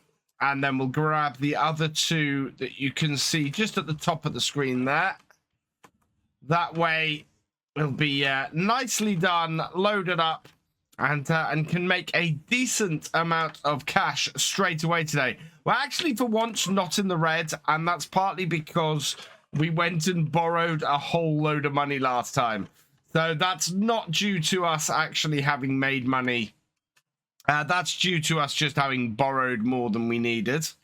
Another job I'd like to get done today, if we have time, is to get the grass planted just the other side of our yard in field 9. So if we can get that done today as well, that would be really good. We're going to get these loaded up first, though. We'll see how much money we make, and then we'll come back and we'll load up a second lot. I had hoped that we might get a cut of silage in before the end of the year, but I don't think that's actually going to happen. Get that strapped down. Don't have any straps in the middle here, but that should be enough to hold everything. So that's good. Let's turn this off, and we'll head down to the shop and work out exactly where to sell these. Start up the engine. There we are. And into a higher gear, and away we go. So we're headed to the northern bale and grain sell point. That is down by the BGA. We've been here a couple of times before selling the silage bales. Now, if I remember correctly, it's the first entrance here and not the second. By first, I mean the left-hand one. So not going into there. That's a grain sell point. This is the entrance to the bale sell point down the end here in the BGA itself. Yeah, there it is. Nice big green box. So pull this round and then we can back up into the sell point. The raid has really started to chuck down since we got here, or since we started getting here. And as a result, I think our field might be a little bit muddy by the time we get back. We made about 10 grand off that. In fact, no, we made about 11 grand off that. We're up to 15,062. That's really good. So I don't think we've got another full trailer to load up. But we should pass 20 grand before the end of today. It gets so dark when there's this much rain falling. It's absolutely crazy. I've had to put my lights on to try and make sure that we can see enough. It does look like it might be lightening up a little bit. We've got nothing on the actual screen, though, for that. And yeah, look, you can see we're already sinking into the mud. We're going to have to be a little bit careful as to exactly how we load things up. We will park in the middle of the field here. And I mustn't make too many maneuvers around with our telehandler here, or I'm going to end up with a stuck telehandler. In fact, I'm pretty sure I just saw that drop down into the ground when I went to get this first bale here. This could be an interesting position to be in, because the moment we get out of the field, we get out of the mud. Right, and carefully in for the second one, pick it up, and yep, we have got a fairly clean first load. Definitely getting harder to push through this field with this rain. I'm hoping it's not going to go on too long, and in actual fact, the weather itself is showing sunshine in a bit. With any luck, things will clear up fairly quickly within the hour, and we'll be able to actually not be creating giant rots on our field the whole time. We'll just strap those down and get these on. As I was saying earlier, we're not going to have a full trailer again like we had with the last lot off here. There's 2 bales up the top. I've got 2 bales down here, 2 bales there. I think we're going to have just over a single level of bales off this field. So, yeah, not going to be too bad, but not going to be anywhere near the heights of the first trailer that we got off these 2 fields. We're really struggling through this field now. The ground has got so wet that we're digging in deep in the mud. We are down to our last 3 bales, though, after these 2. So we'll get these onto the trailer. Now, I could put 2 of the last 3 bales right at the back there. In fact, we want to move that up a little bit and just sort of even things. There we go. But that might not be that easy to do. And in fact, what I think I'm going to do instead is try and put them over the top in the middle a little bit. We want to make sure the trailer can get off the field is the only thing, because we've had quite a bit of rain since we parked it up here. I had really hoped this would clear up by about 11 o'clock, but it really hasn't. We are very deep in the mud, and we really need it to clear up soon. Otherwise, trying to plant grass is just going to be so difficult. It needs at least a couple of hours to dry out as well. So, yeah, it's going to be quite a late seeding, I think. But we have got all the bales loaded up. We just need to strap them all down. So get them strapped down. And yeah, let's get our little telehandler here out of all this mud and back to the yard. Because we don't need that here anymore. We need to get that probably, I think, back over to the yard over here. Although my plan originally for this was that this wouldn't be kept over the yard with our other stuff. This would be kept in the cow yard, where it's going to be used a lot more. Time to get the second lot off. And yeah, look at that. Sinking down into the mud. It should be powerful enough to get off this field, especially if we don't let up on the throttle now. And out the field we go. Fantastic. Oh, I don't think we're going to get a chance to get that mulched unless things dry out quite considerably before we get started. Back to the bale sell point we come. Spin it around, reverse it in. Don't want to hit that pipe, so we'll just back this up. Need to spin it around slightly earlier, I think. Then we can get everything into position, and the rain stopped. Fantastic. Really pleased about that. So we've got a little while now, and then things should dry out. And once everything's dried out, we'll be able to crack on with things. I think we should be able to do the mulching with this tractor. If we can get this tractor doing the mulching and then our Massey doing the actual seeding of the grass, then we'll be in a good place. And we've hit 6,000 with that, so that's really good news.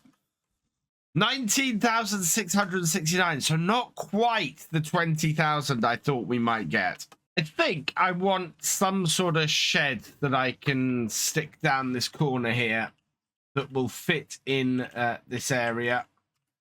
Something that's, yeah, about this sort of length, so that sort of width, and then about that sort of length that will fit in there. It'd be nice if there was a sort of a triangular one, but that isn't really possible. Right, I need to go and find my mulcher. Fairly sure we have got one on here. If we don't, we're going to go and have to lease one because I don't think we have the money to buy one outright. Yes, I completely forgot. We do have a mulcher and it goes on the front of the tractor ahead of us doing the cultivating. So in actual fact, I don't think we need the mulcher today. I think we can get away with not doing it. And instead, we'll just jump in the Massey and grab our seeder there and see if we can get some grass seed in the field. Now, normally, I would consider ploughing this field before putting grass into it. But I don't think grass needs to actually have a or worry about the ploughing state very much. It's one of those things that just doesn't seem to affect it. No, connect that up, connect those up. Doesn't look like all my pipes are connected. I've moved it out of the shed because I couldn't exactly see what was going on. Ah, there we go. I'm not connecting up the PTO. There we are. Right. Lift that up. Turn it on. Yeah, that is all working. We've got 447 litres of seed. I'm really hoping that's going to be enough to get the grass down on this field. So I'm going to line myself up on this top edge over here, like so. We'll turn this on. We will activate the GPS, and then we'll set our first waypoint. Down goes my seeder, and away we go, getting the grass in.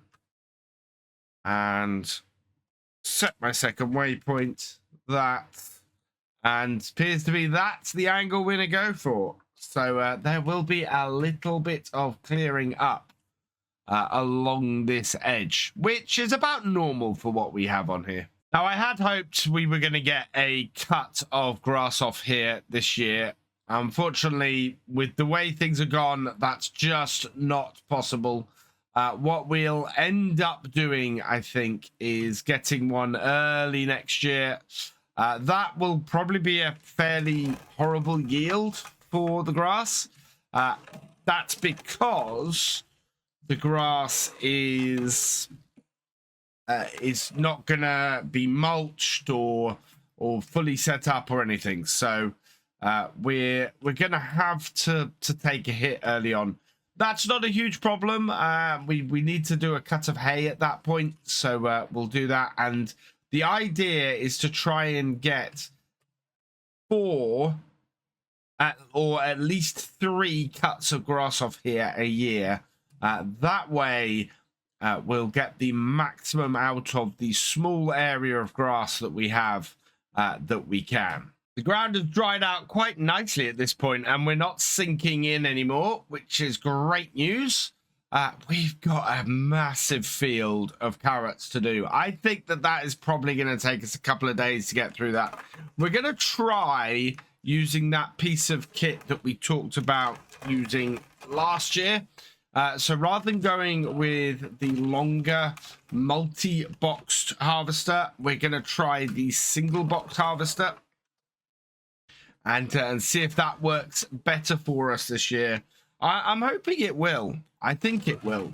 We should be in a place where that allows us to get everything up. We're only using this. It'll give us the maneuverability we want.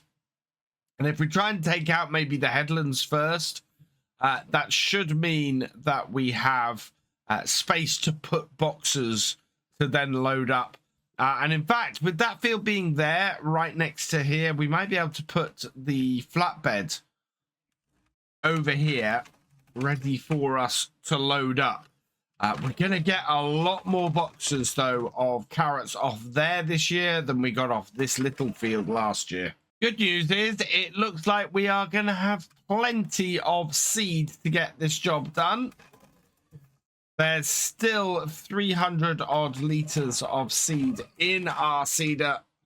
And yeah, we are, well, a good 2/3 of the way through this field. That's fantastic news. To not have to spend any extra cash getting the rest of this field done is fantastic. We're getting into the fiddly bit at the last part of this field. And I'm reminded of something that I've said before with using this equipment. You might be able to see with what we've done here. I don't know if it is very easy to see. There's little patches here that aren't planted because our actual machine, our cultivator, is a separate bit from our seeder. So there's a gap. And if we look where the grass is seeded, we've got a couple of gaps up the top. I think we've got too much stuff around us here. But we need to be careful of that while we are actually seeding this and make sure that we don't leave any gaps at the end. That way, we could end up with just little bits of the field which have no actual grass in them, which we really want to avoid at all costs. As a result, I think I'm probably going to go round the headlands. There's a possibility we've done that there. There's a possibility that we've done it in a couple of other places as well. So I just want to make sure that everywhere that we have seeded does actually have seeds in it. So as a result, I'm now just working my way around the headland, making sure that we are actually seeding where, or that we have seeds in everywhere. My seed amount isn't going down, so I think we should be okay.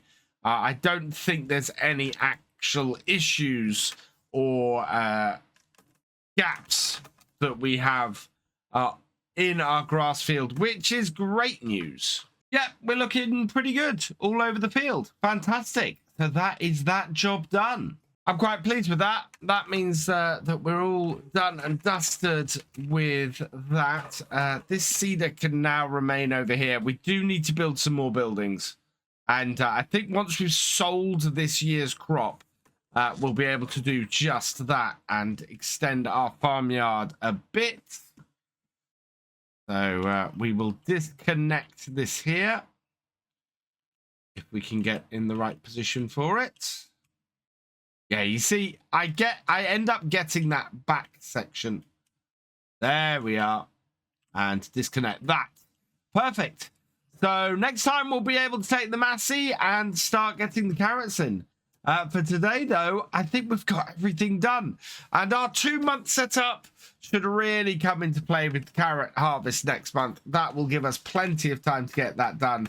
I want to start off today with a bit of an apology for the last episode. I forgot to record the game sound, and as a result, you might have noticed a little bit of quietness from the farm. Hopefully today we should be all right. We've got the sound back. We're in the Massey. The Massey does need a refill of fuel along with a refill of DEF. So while we're down the shop, we're going to pick up some DEF as well, get the tractor refueled, and then we've got fuel back up at the farm. So we'll sort that out.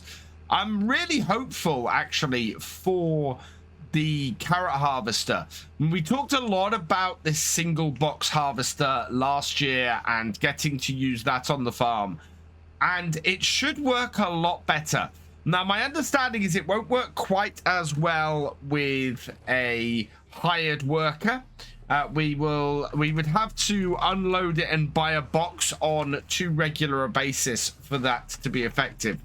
But we should be able to use it just ourselves. And one of the things we're going to do today is check on how to use GPS with it, because we're really going to need GPS with those rows. So this is the harvester I'm talking about. It's a single row vegetable harvester, and it will go over to boxes on this side here. Let's get this leased. Now, we could borrow the money to buy this, but I'm going to avoid doing that today. We're still leasing equipment.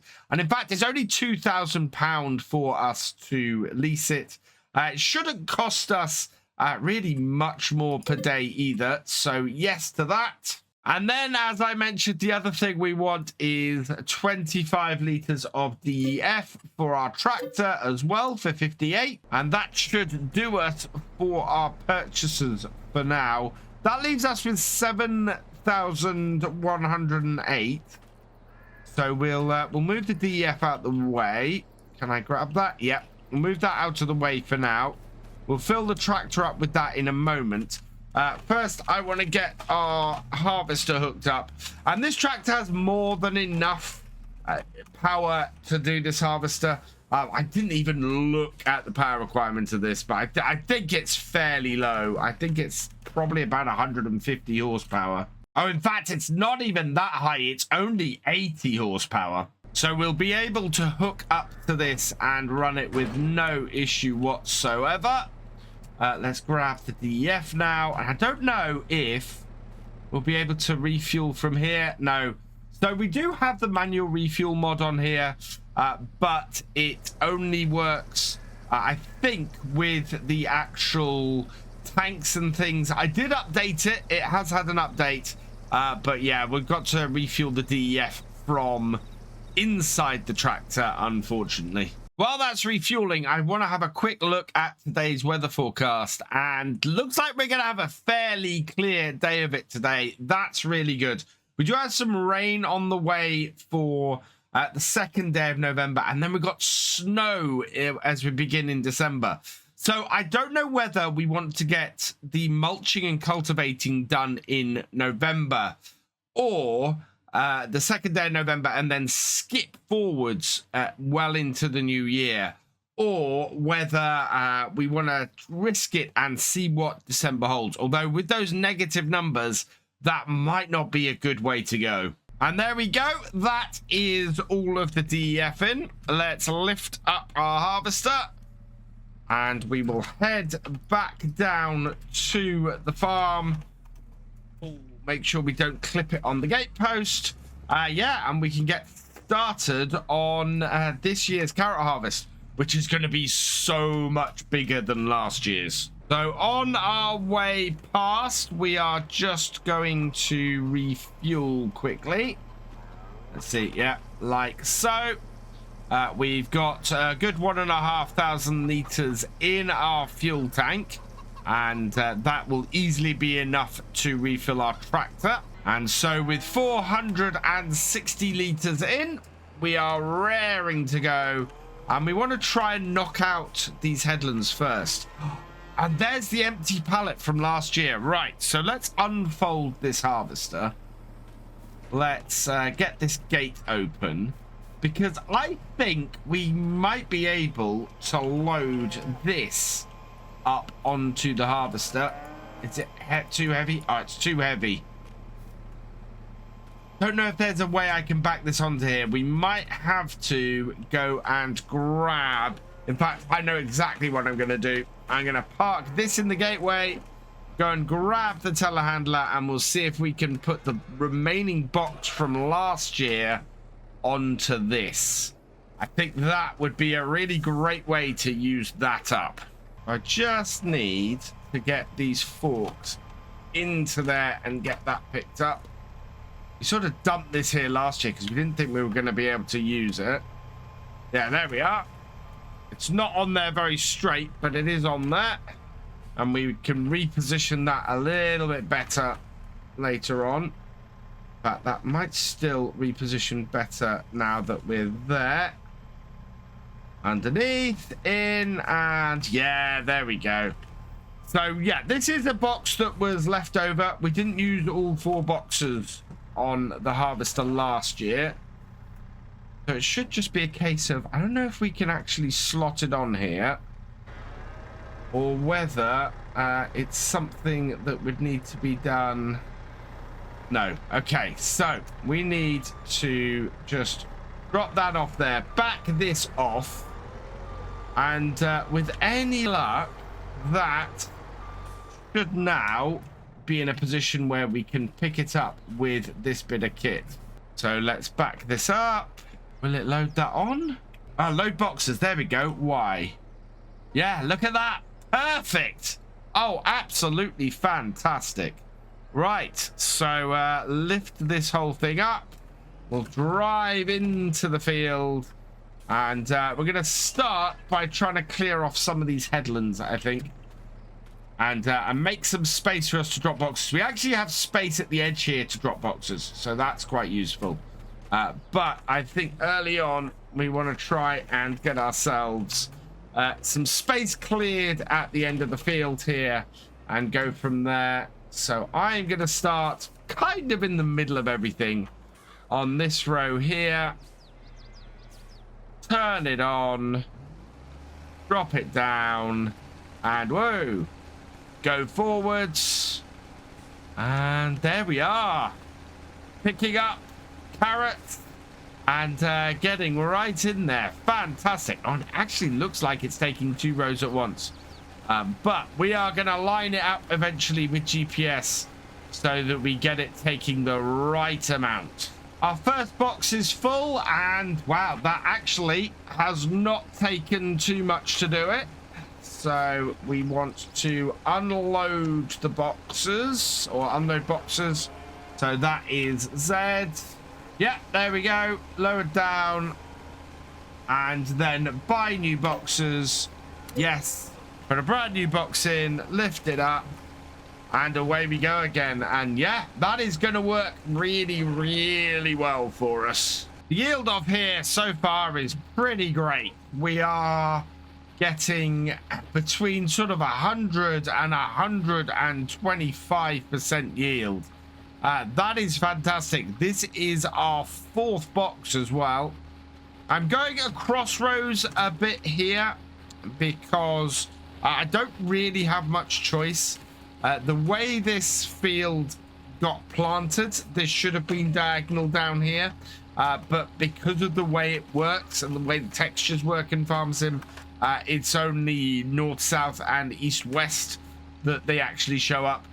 So yeah, I am doing this across the rows a bit, but once we get into the main field, it will actually be a lot smoother than this. And we'll actually be able to go up rows using the GPS.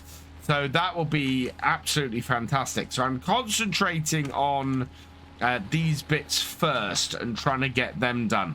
As I said, though, the actual yield at the moment, we have 100% yield. In fact, no, right here, we have 125% yield, which is absolutely brilliant.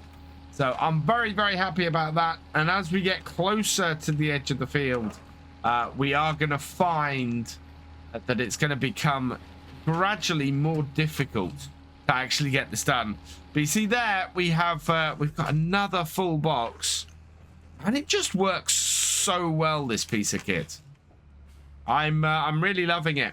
It's a brilliant bit. And once we run out of space along here, I'm hoping that by then we'll have more space on the field. But at the moment, this is just working really well. Unload that box, pull forward a bit, lift up, we'll get another box, and away we go again. Just gone midday. We are up to our 5th box, I think. 1, 2, 3, 4, no, 6th box. So we're looking pretty good here at the moment.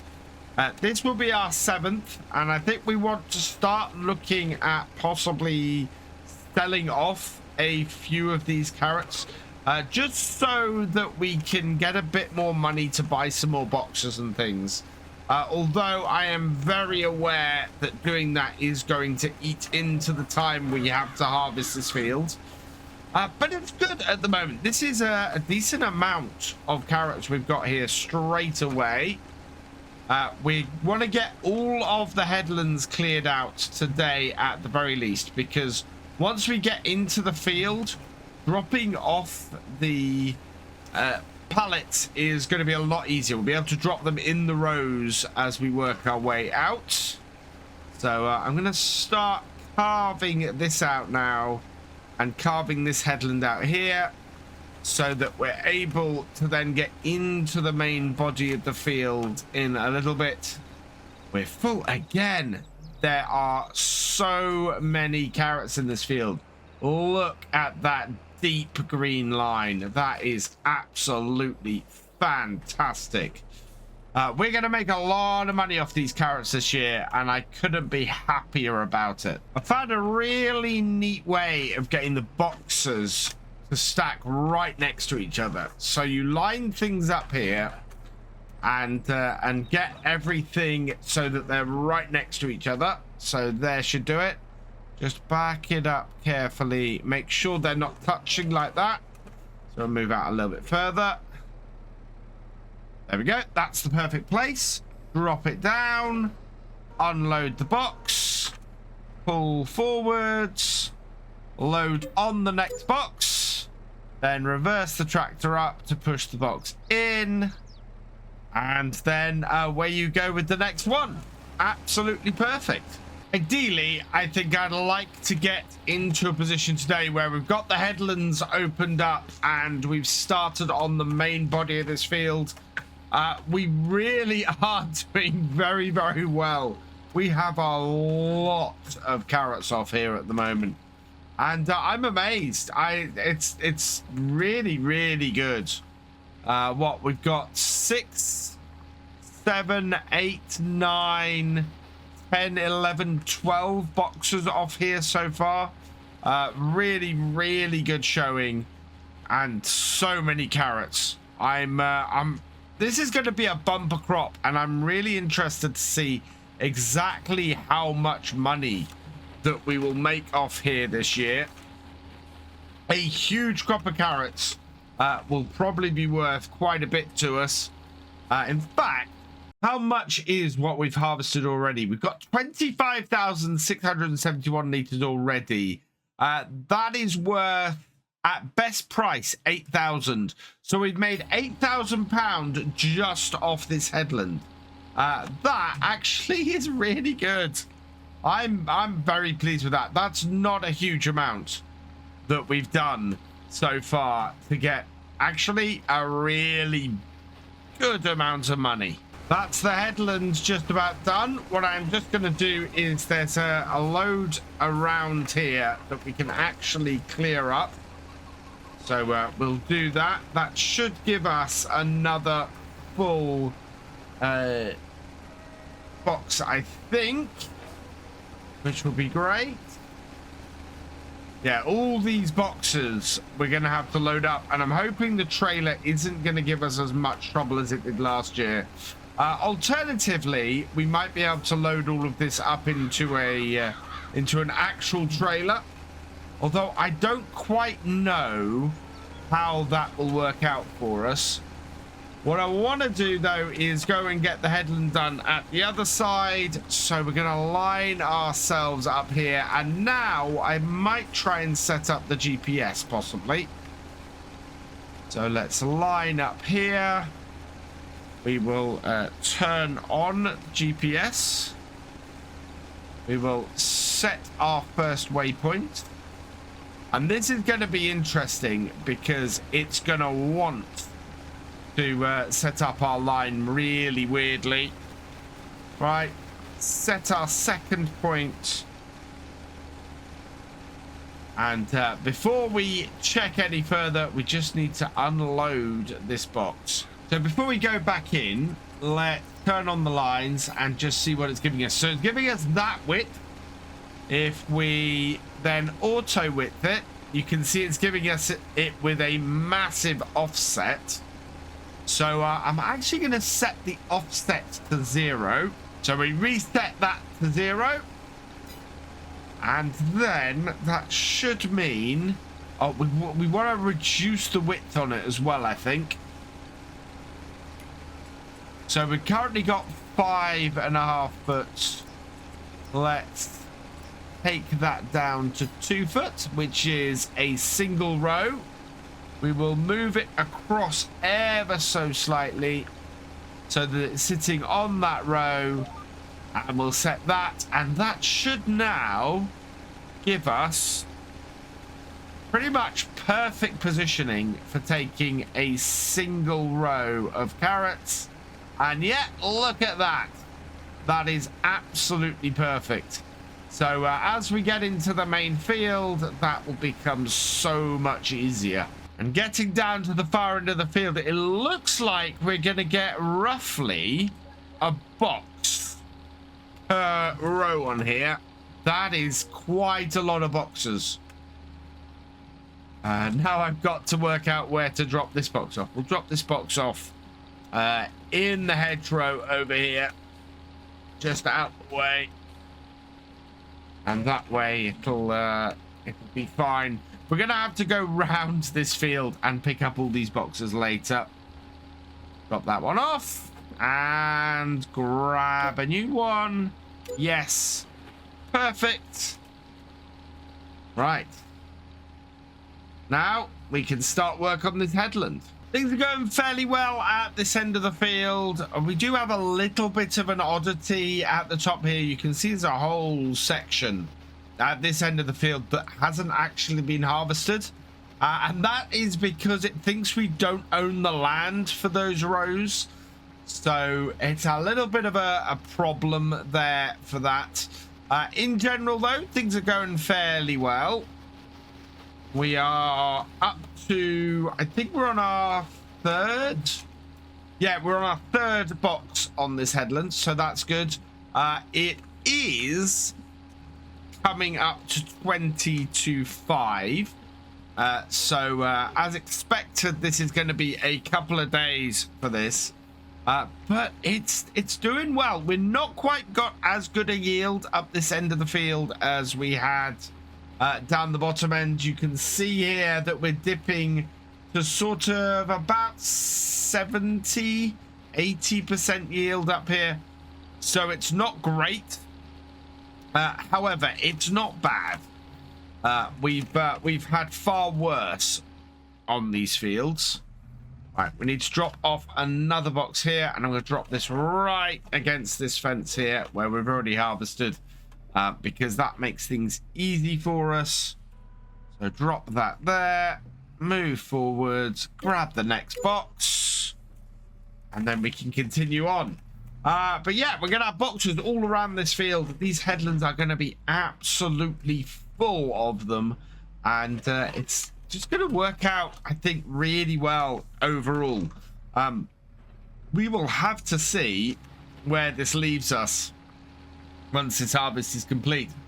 We may have to slow the timer down though for tomorrow, for the next day, because we are looking at a fairly big harvest still to go, and a lot of boxes going to be dropped down this field. If every single row on this field is a box, that is going to be one hell of a lot of boxes that we're gonna have off this field.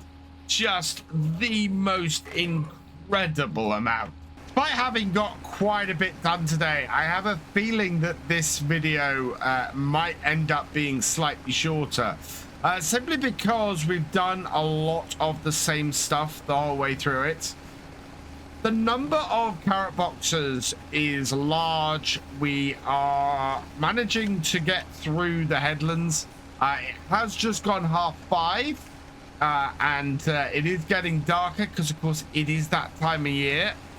But I think that we're going to be able to get through all of this. It's going to be quite interesting when we cut into the field next time and just see if we can make a good inroad into it. and make a good amount of distance, because, well, we're gonna have to open up rows and then drop boxes off in rows, and I think we should be all right for that.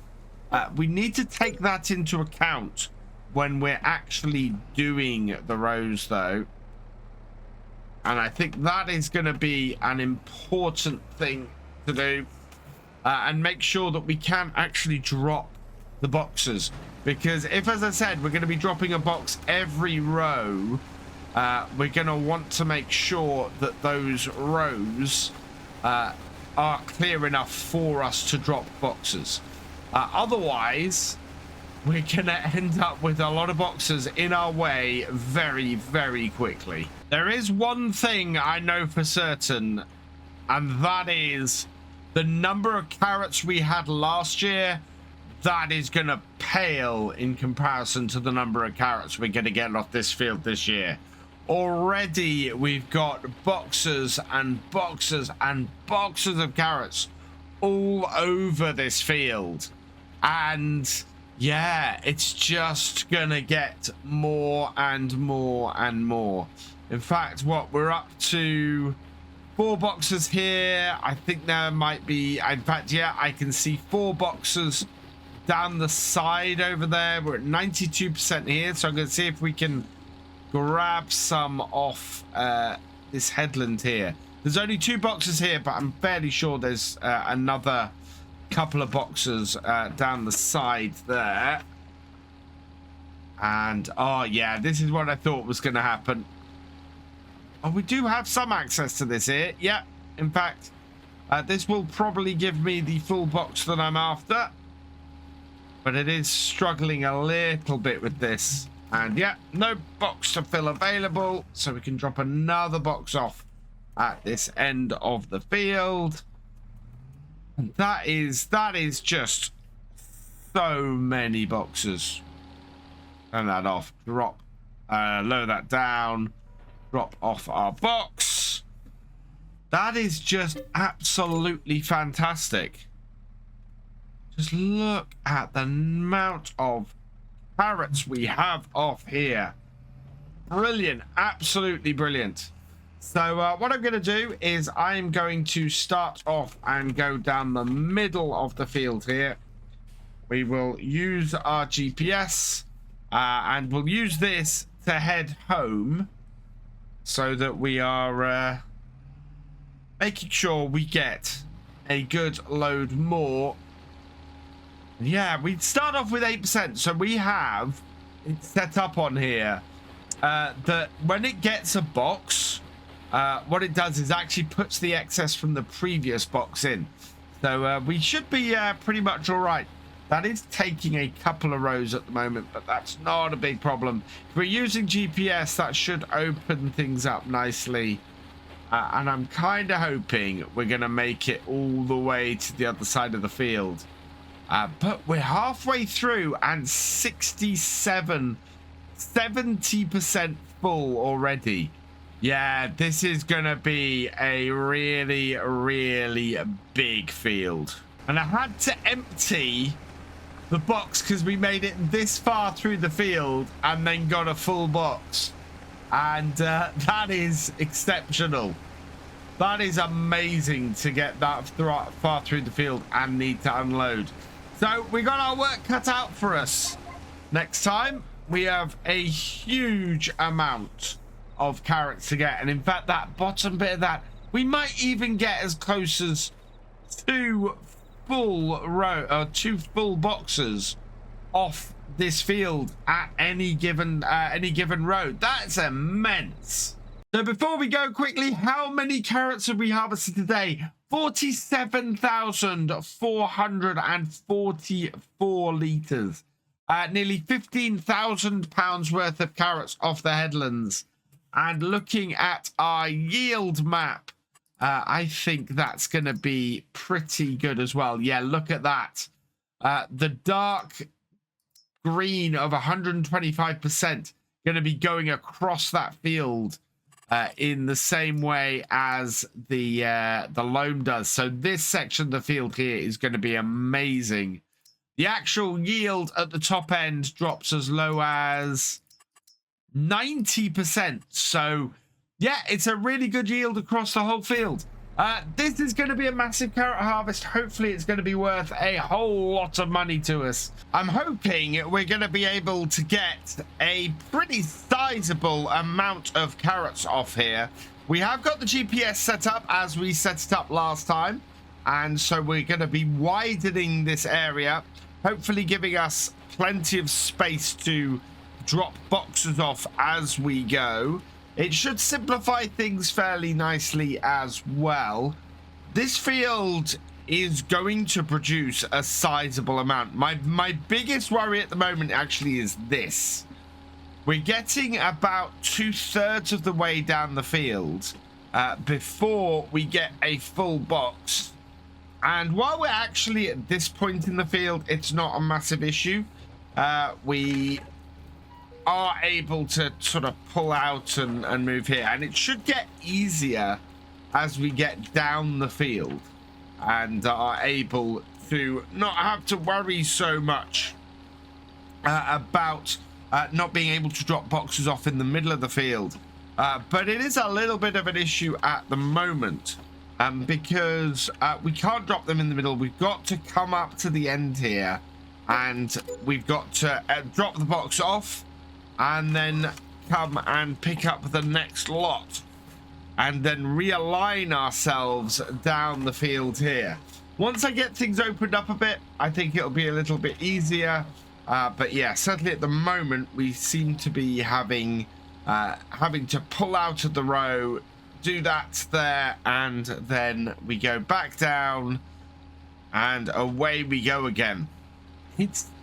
It's a sizable amount of carrots on here. I think this is going to be a really good harvest.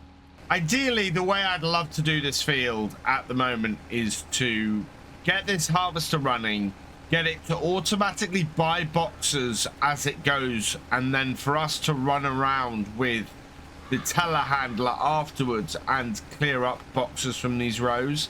Unfortunately, I did some testing and it doesn't quite work like that.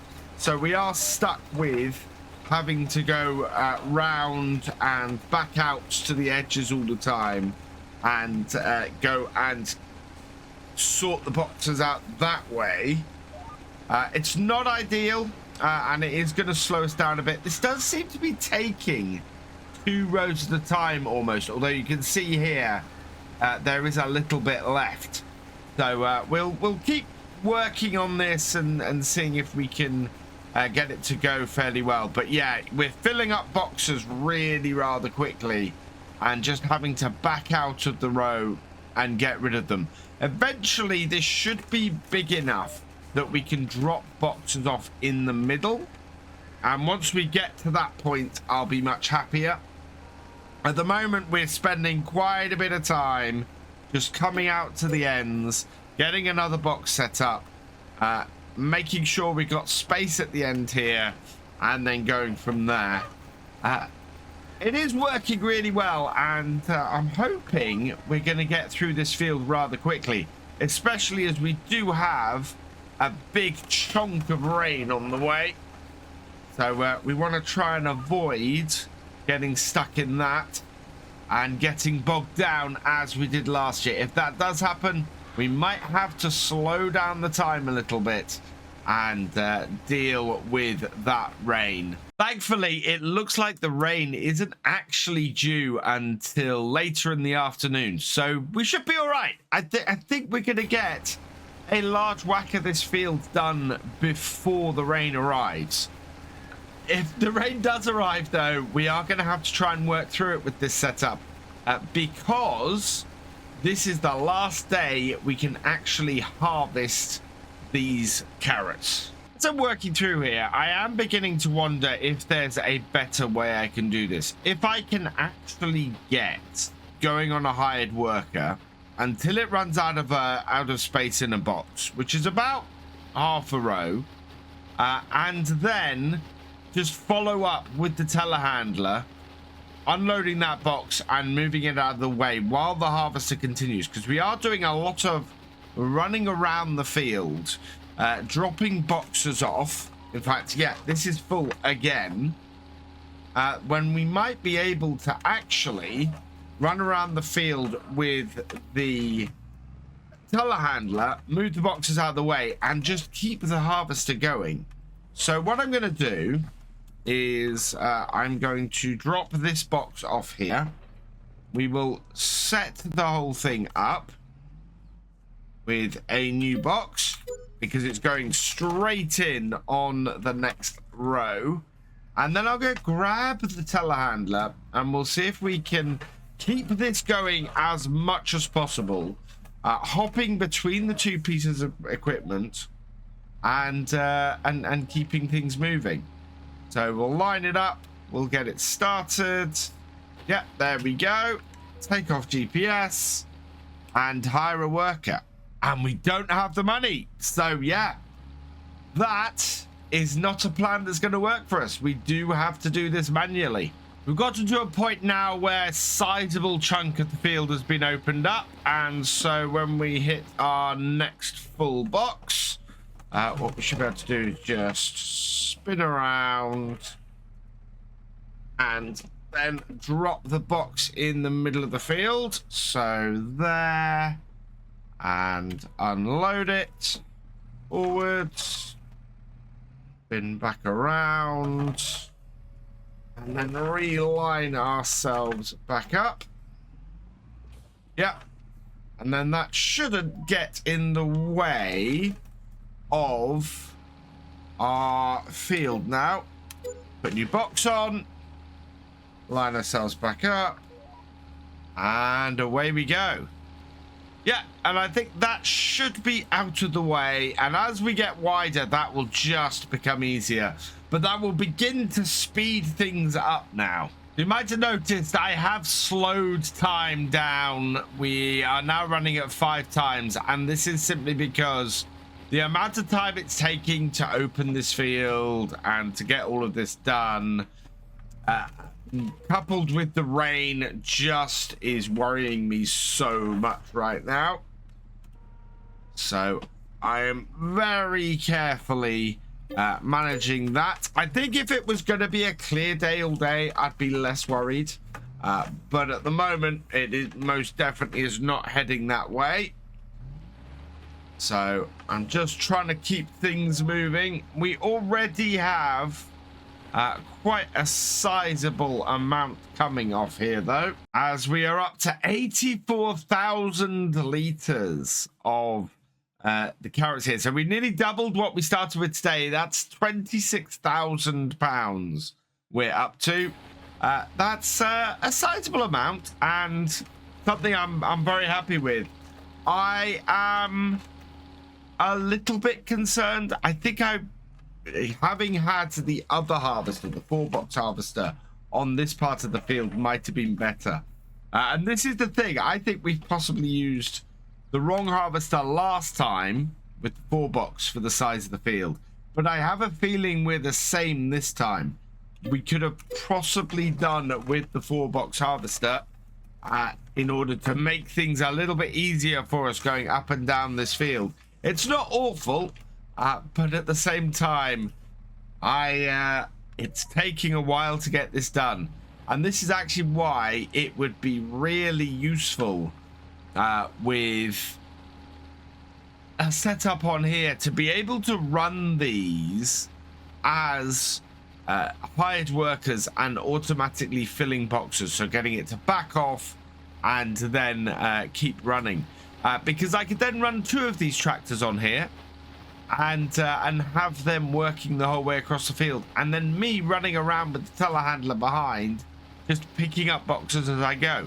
In fact, I would say if you're running multiplayer, this is a really good way to do things.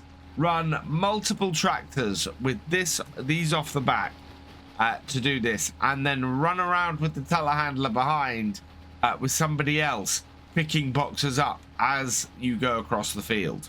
I don't even think we're a quarter of the way through the main body of this field yet.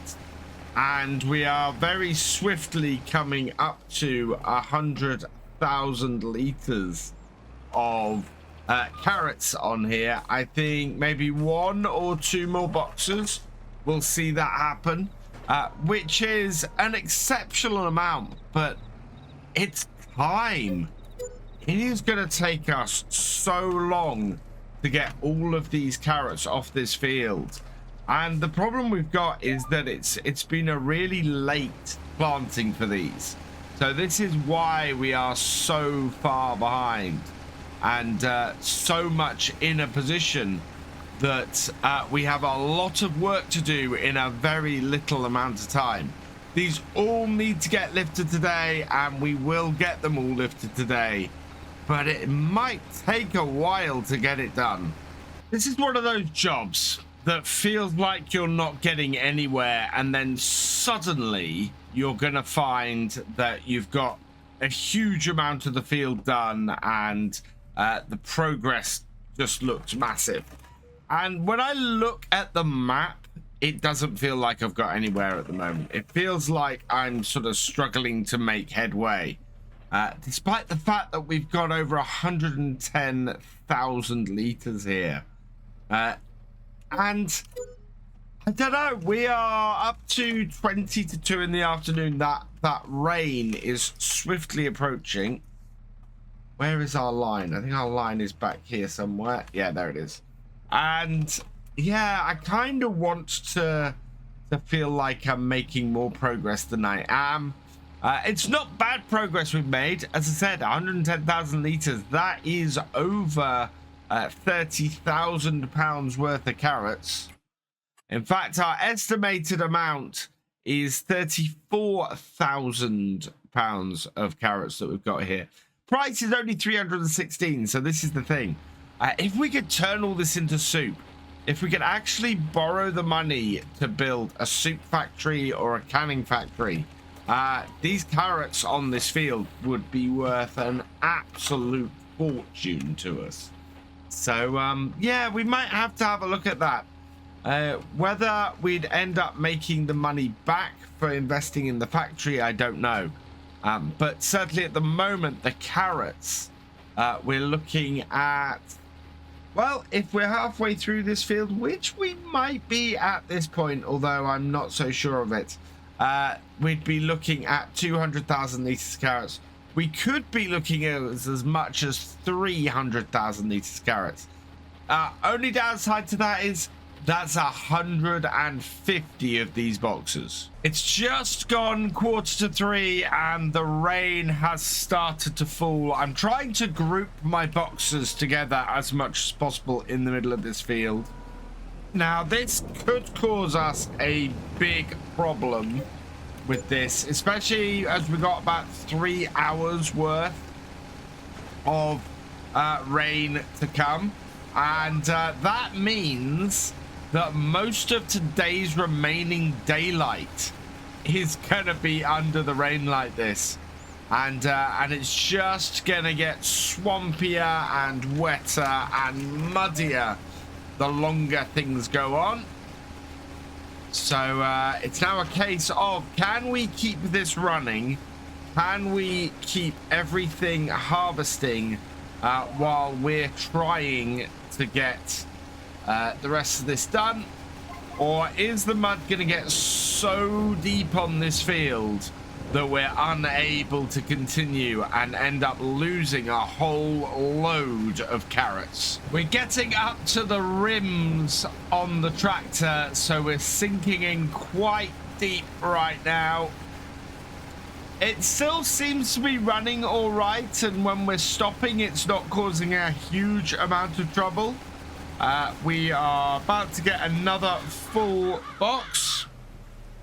So if we lift this up, and you can see it's not actually lifting the box or the actual harvester out of the ground very far. The wheels are still rolling on it at this point. We're sinking that far into the ground. We have to lower it, and in fact that lifts the whole rear of the tractor up when I do that. We'll put another box on and we'll get going again. So lift that up because it's just grounding out all the time. Turn it on and away we go. And yeah, so at the moment we're able to keep going, and I'm hoping that that's going to stay the case, because this is quite a tough situation we find ourselves in now. Look at how many carrots are left, and we could really have done with a fully dry day to get these lifted, but that hasn't happened, and we're gonna have to struggle through the rain. I think it's finally happened. We are bogged down. We're unable to move forwards. I've got to lower this, but lowering it is just not doing much at the moment. And yeah, I can pull the tractor forwards, but I can't get the grounded implement to move. So we'll try that again. We'll come in at a slightly different angle. Get it hooked up. Hook it all up. And try and move forwards. That is just not going anywhere. We are properly stuck in the carrot field once again, and this time we can't wait until we are able to get to the next day. We're gonna have to try and lower things, and yeah, we're not moving. I wonder, can we get a chain and pull this out? That might be the way to go. The first thing we're going to have to do is unfortunately clear our debt, because we've got, well, we're going to have to borrow 10,000 to clear that out. Then I want to get purchased a towing chain, so that should be under miscellaneous. I have picked up a couple of bits here. I don't think we need an overly long one. This has a hook and a chain. So, yeah, and I think the red bit has to go. You can mount vehicles, you can attach multiple chains together. Yeah, we will have to have a bit of an experiment. But, yeah, this is going to be the chain I'm going to get. So, at £500, I'm going to buy that. I think that's going to be very useful to us. And I've now got both my tractors up here. So we've got the that attached there. We need to lower that. Start this back up and lower the front. Will that attach to there? No. We need to open the towing chain menu. So... oh, attach towing chain to vehicle. X. There we go. Switch to next chain. Okay, so we'll back this up onto here. And we've got so little light at the moment. It's so dark, and the sun is setting and everything, that it's really, really bad. We attach the towing chain. Right. Let's see if this will pull this out now. It's not gonna budge, is it? This might be me having to wait for everything to dry out and then work through the night, because at the moment this is just not gonna move. We're not going anywhere. The Massey is just completely stuck. So yeah, until things dry out, there's not much we can do. We need to detach this. Turn off throttle, attach. Okay, so we need to turn off the vehicle that is being towed. We need to disconnect. Need to disconnect the chain, and we'll get the varmint out of here, and yeah, we'll just have to wait until things get a little bit drier before I can keep going. But if this is, well, this is going to be a case of the rain stops, the ground gets a chance to dry out a little bit, and then we work through the night. It's gone 25 past 6, and the rain has stopped, the ground has dried out, and we're in a position where we're able to continue on The sun has completely set, though. It is dark as anything now, and the cloud cover is making it even darker. We do have to get this field out tonight, though, so there's not much choice but to continue on in the dark. We have got that unloaded. I did find that the box we had got stuck in the ground because of the mud. So I've had to buy another box. So somewhere in the middle of this field is a mud bogged down box.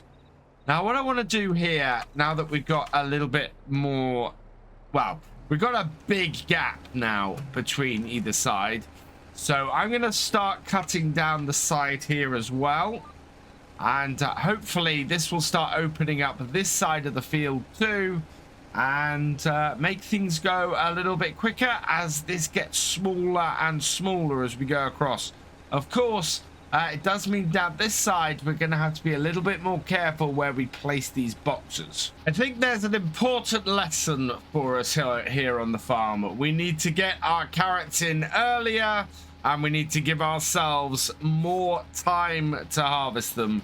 And maybe we were right with that first harvester. I think this is great for smaller, fiddlier fields, but when we're filling a box before we get to the end of a row, I think a harvester with multiple boxes on it is going to be much more useful to us. All in all, though, I am just going to keep going away at this, trying to get these all collected. So I'm going to be spending a lot of time in the Vulture today. We've got to get this flatbed loaded up first with the eggs, because as I said, the eggs have peaked in their price, and as a result we are going to need to get them all sold and gone as quickly as possible. After that, we are going to start collecting up the carrots from the field.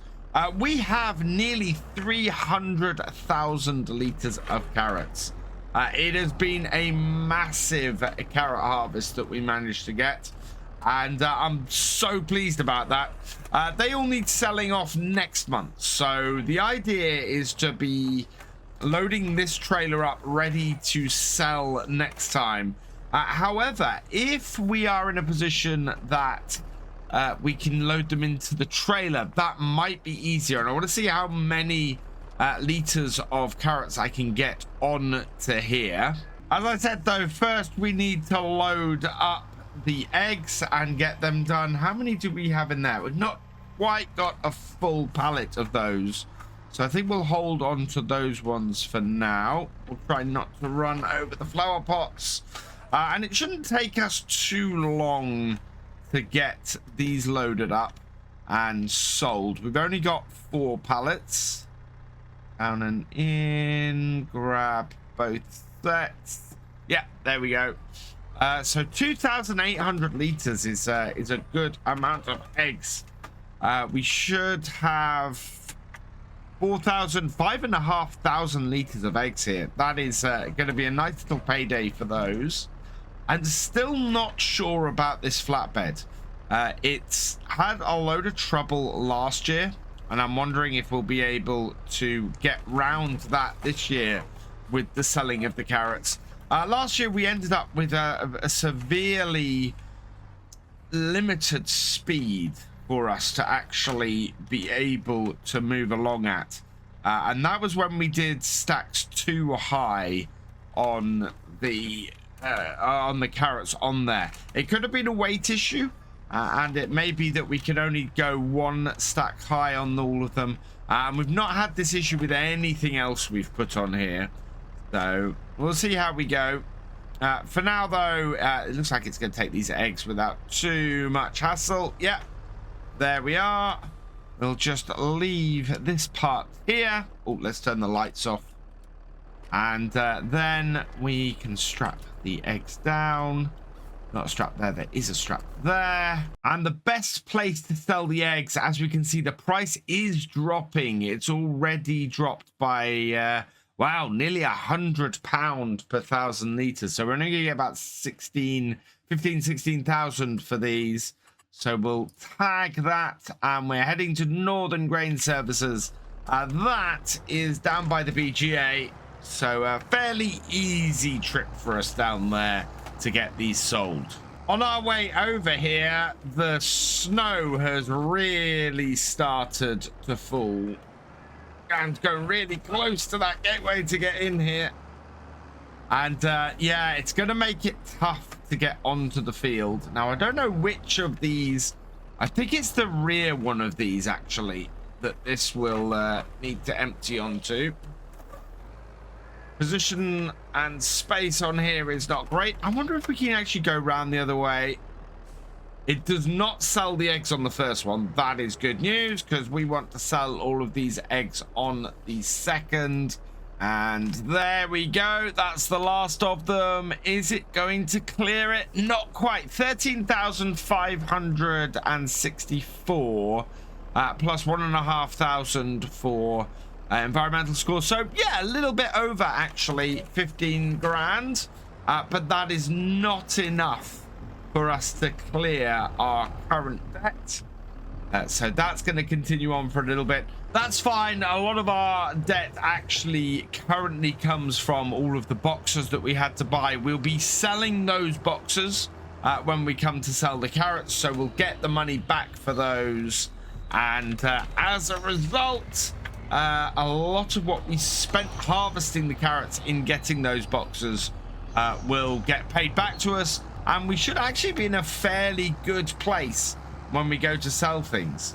So my plan with the carrot boxes is to get probably one level loaded onto here, see how this trailer performs with that, and then to see how many trips that would cause us.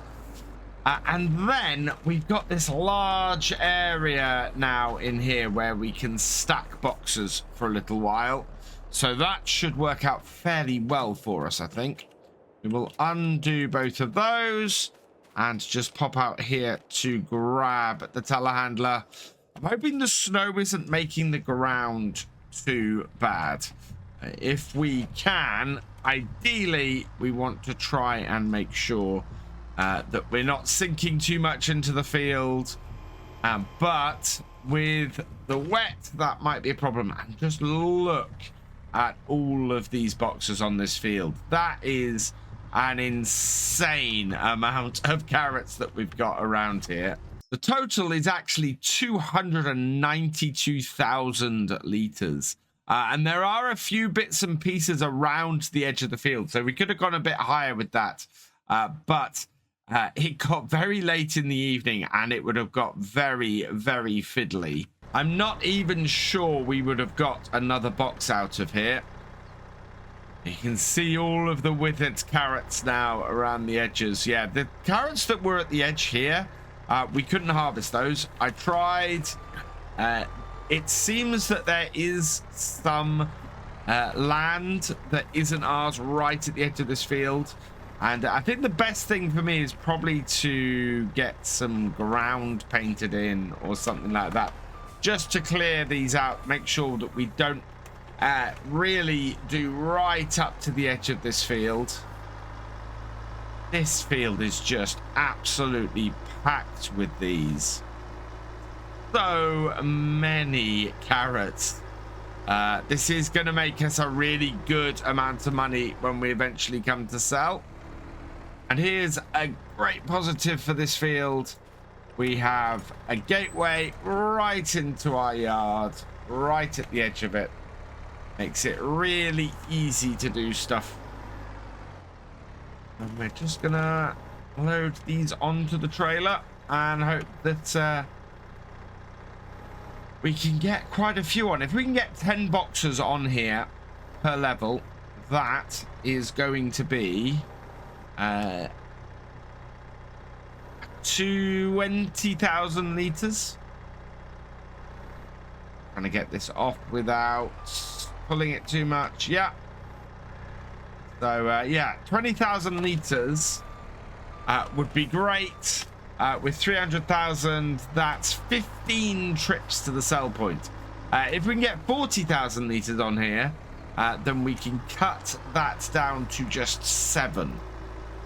But I don't think that's going to be possible. And in fact, 20,000 litres is roughly what we can get in our trailer as well. So it won't make a huge amount of difference whether we load the boxes onto the flatbed or whether we end up tipping them into the trailer instead. In fact, we may even be able to get 30,000 litres on this trailer if we're careful. It's really finding that balance of what this trailer can take. If this trailer can take 30,000 litres and we can load that up, that's only going to be 10 trips that we have to make to the sell point. So these 2 pallets will be 20,000 litres, which gets us a really good position. I don't think I can fit another 2 pallets on the back there. And the trailer is beginning to show a little bit of signs of struggle to handle things. Let's see. Yeah, I'm not sure there's space for another one of those there. There might be. We might give it a try.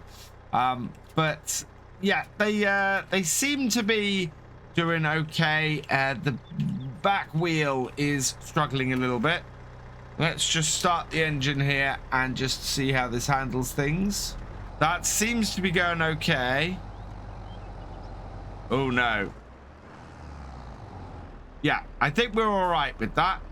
I think it might struggle a little bit more if we put too much more weight on it. I might see if I can just fit 2 more on the back there. If we can get 24,000 litres on here, or even 22,000 litres, rather than 20, that will speed things up. And I'm still taking stuff from the other side of the field because we've got to do it at some point.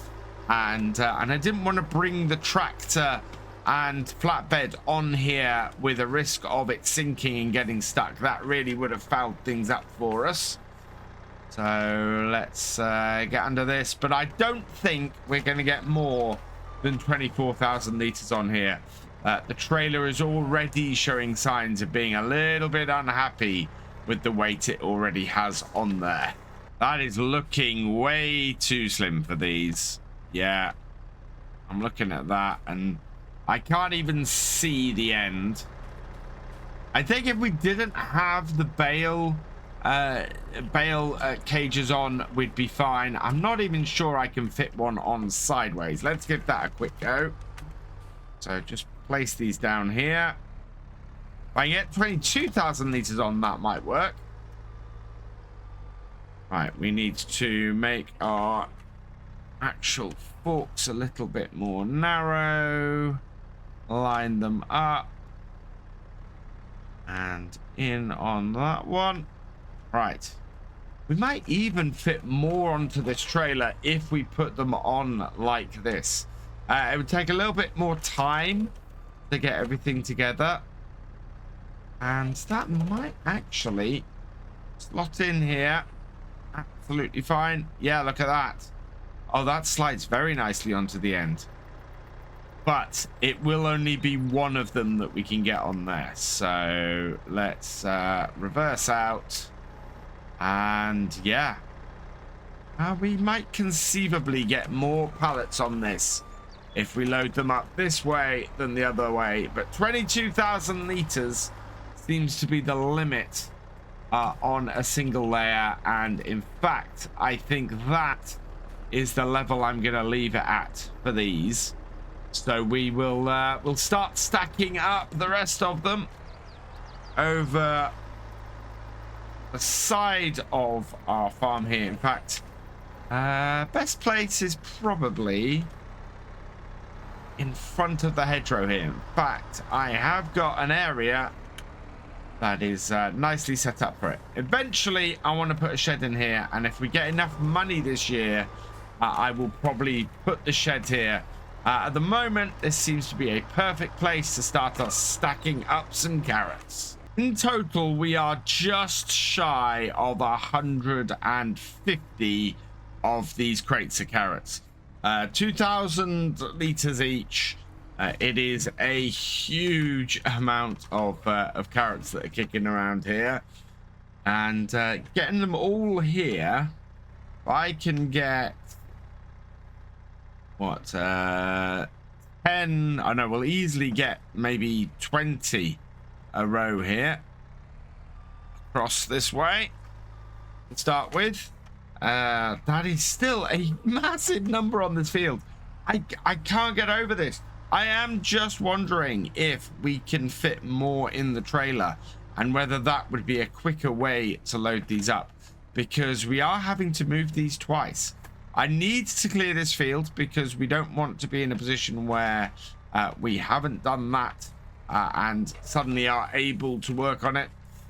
This field does need plowing, and we probably want to get on to that sooner rather than later. We also need to mulch and cultivate we also need to mulch and cultivate field 5. Field 5 is going to be our carrot field for next year, and it's really a case of how long is it going to take us to sell all these carrots. I am stoked by this. As always, it's time and effort versus amount, and the fact that our carrots are going to make 5 times as much this year compared to the barley is incredible. So much back and forth with this, just getting as many as we can off this field. That makes 9 rows here, so that's 18 boxes, and it's just dropping them off. We could get one more row of boxes here, that would be good, but I don't need to. That is a good start though, with more to come. We should very quickly get this field finished. It's a huge amount. I keep going on about this. I keep talking about how much we're gonna make of these carrots, but this is why carrots are actually a really great crop. We did not make anywhere near this much off the barley on this field last year, and admit the barley was not in great shape, and we fully did this, but we still would never have made anywhere near the 80-odd thousand we're estimated to be going to make off these carrots. It makes them absolutely worthwhile doing, and in fact, the cost of the equipment to get us up and running here is less than we're gonna end up spending, or we're gonna end up making on the carrots this year. One field of carrots is is definitely going to pay for all the equipment for us to get the carrots set up.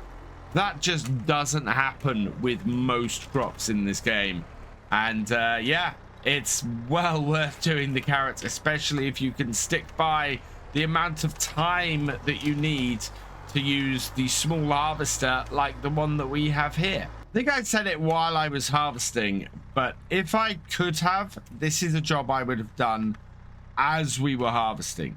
Picking up boxes, transporting them back to the yard, and getting them off the field. It makes it so much easier for us to load things up when we are going to sell, and we'll be able to get a fairly quick turnaround when it comes time. Oh, that fell off the front. Really should get some nice long forks for this, because yeah, that can happen if you've not got them on here properly. These forks aren't quite long enough. So we can't transport them one at a time though, and it would take us even longer than it already is. And in fact, it's already 10 to 3 in the afternoon, and I don't think we're even halfway through this job. This is going to be a job that I end up doing for the rest of the winter, I think. And then when we come back in January, what I'll do is we will just load up from here and see where we go. Or we might have another episode and just do something else on the farm before we start the carrot sell-off, because it's going to be a lot of loading up carrots otherwise for a couple of times. But it's a job that's got to be done. We do need to get it off here. We don't want to be at the whims of the elements. We want to be able to clear this field off, get all of these carrots loaded up, and that way when it comes to sell, we won't have to worry about whether it's raining or not, and whether we can get on the field, and whether that's going to give us a big issue or anything.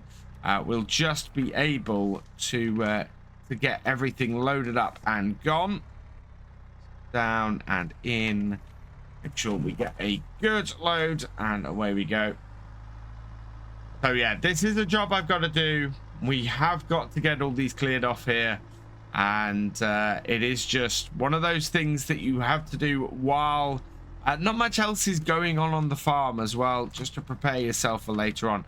But if you are doing multiplayer, I do recommend having maybe a couple of people on the field with the harvesters, harvesting the carrots, and then somebody in a telehandler like this just running around the field and collecting up the boxes and getting them out of the way.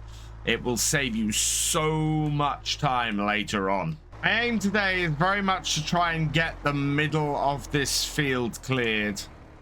We are up to our third row here,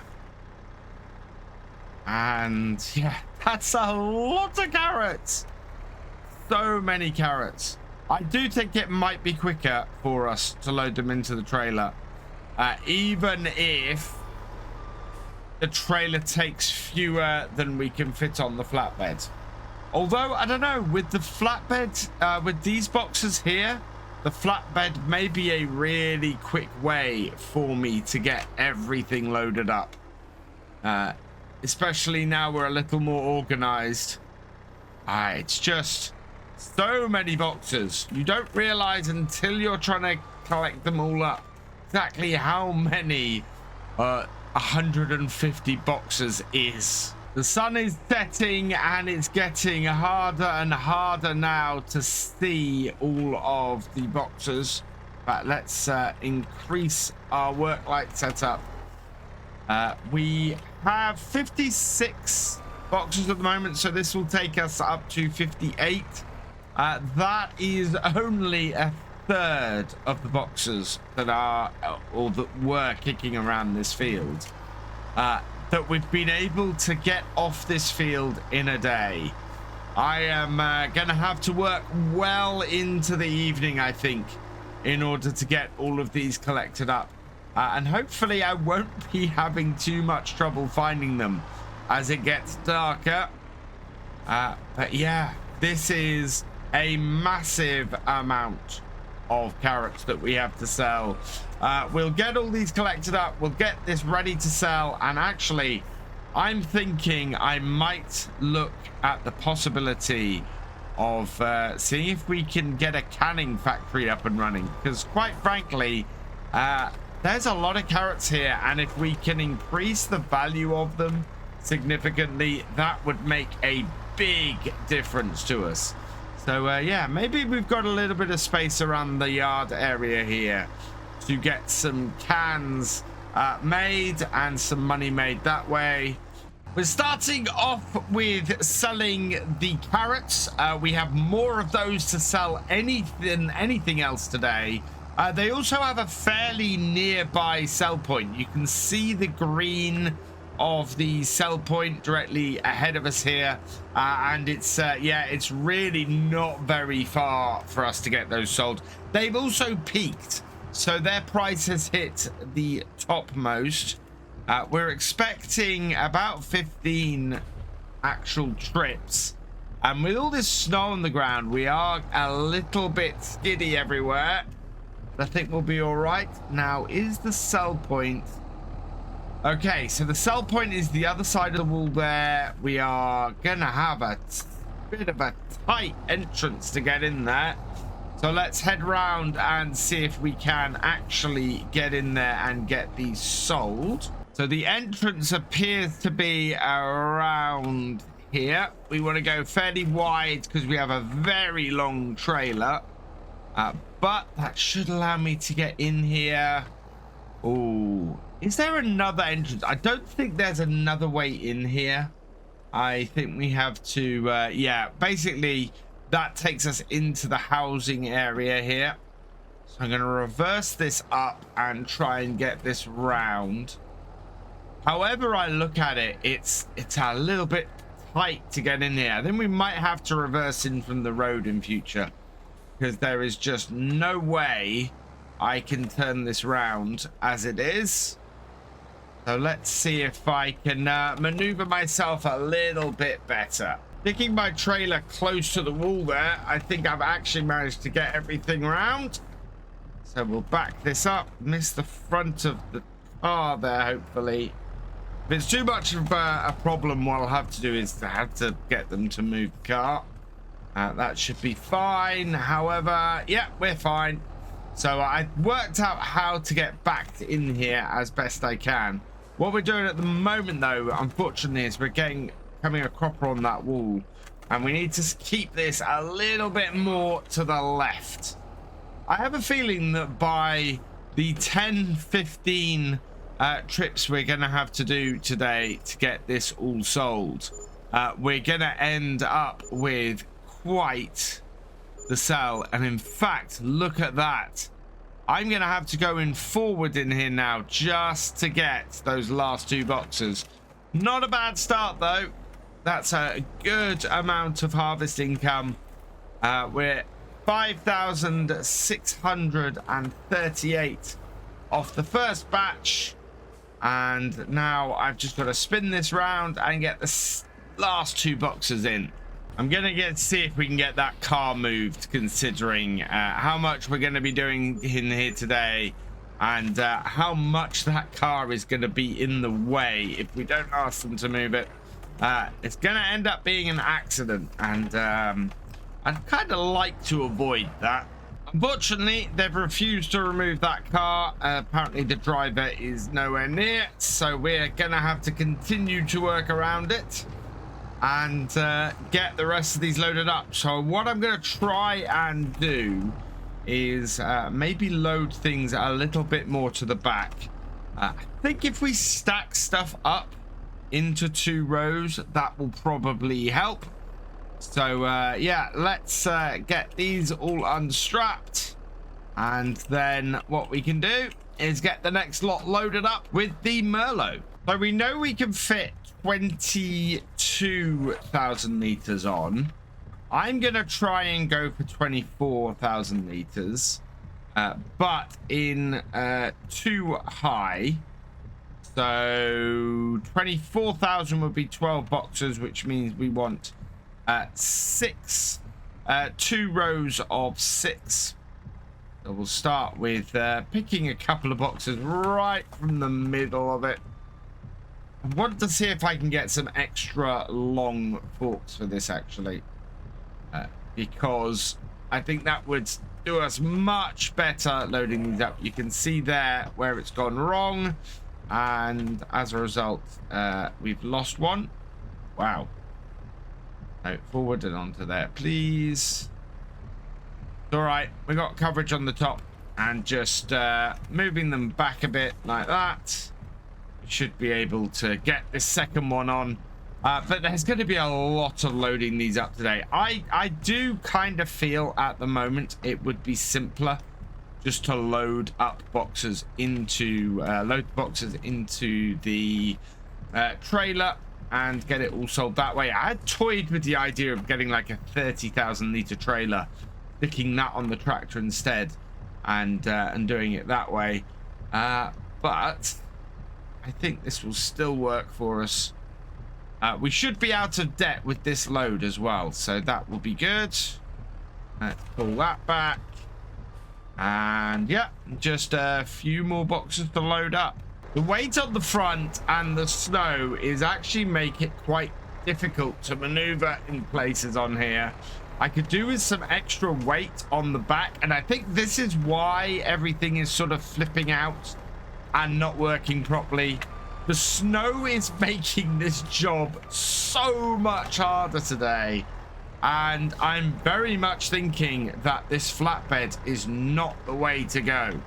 What options do we have, though, if we want to load these carrots up into something else? I think we could use possibly these Grimmy trailers. This one here is 35,000 litres.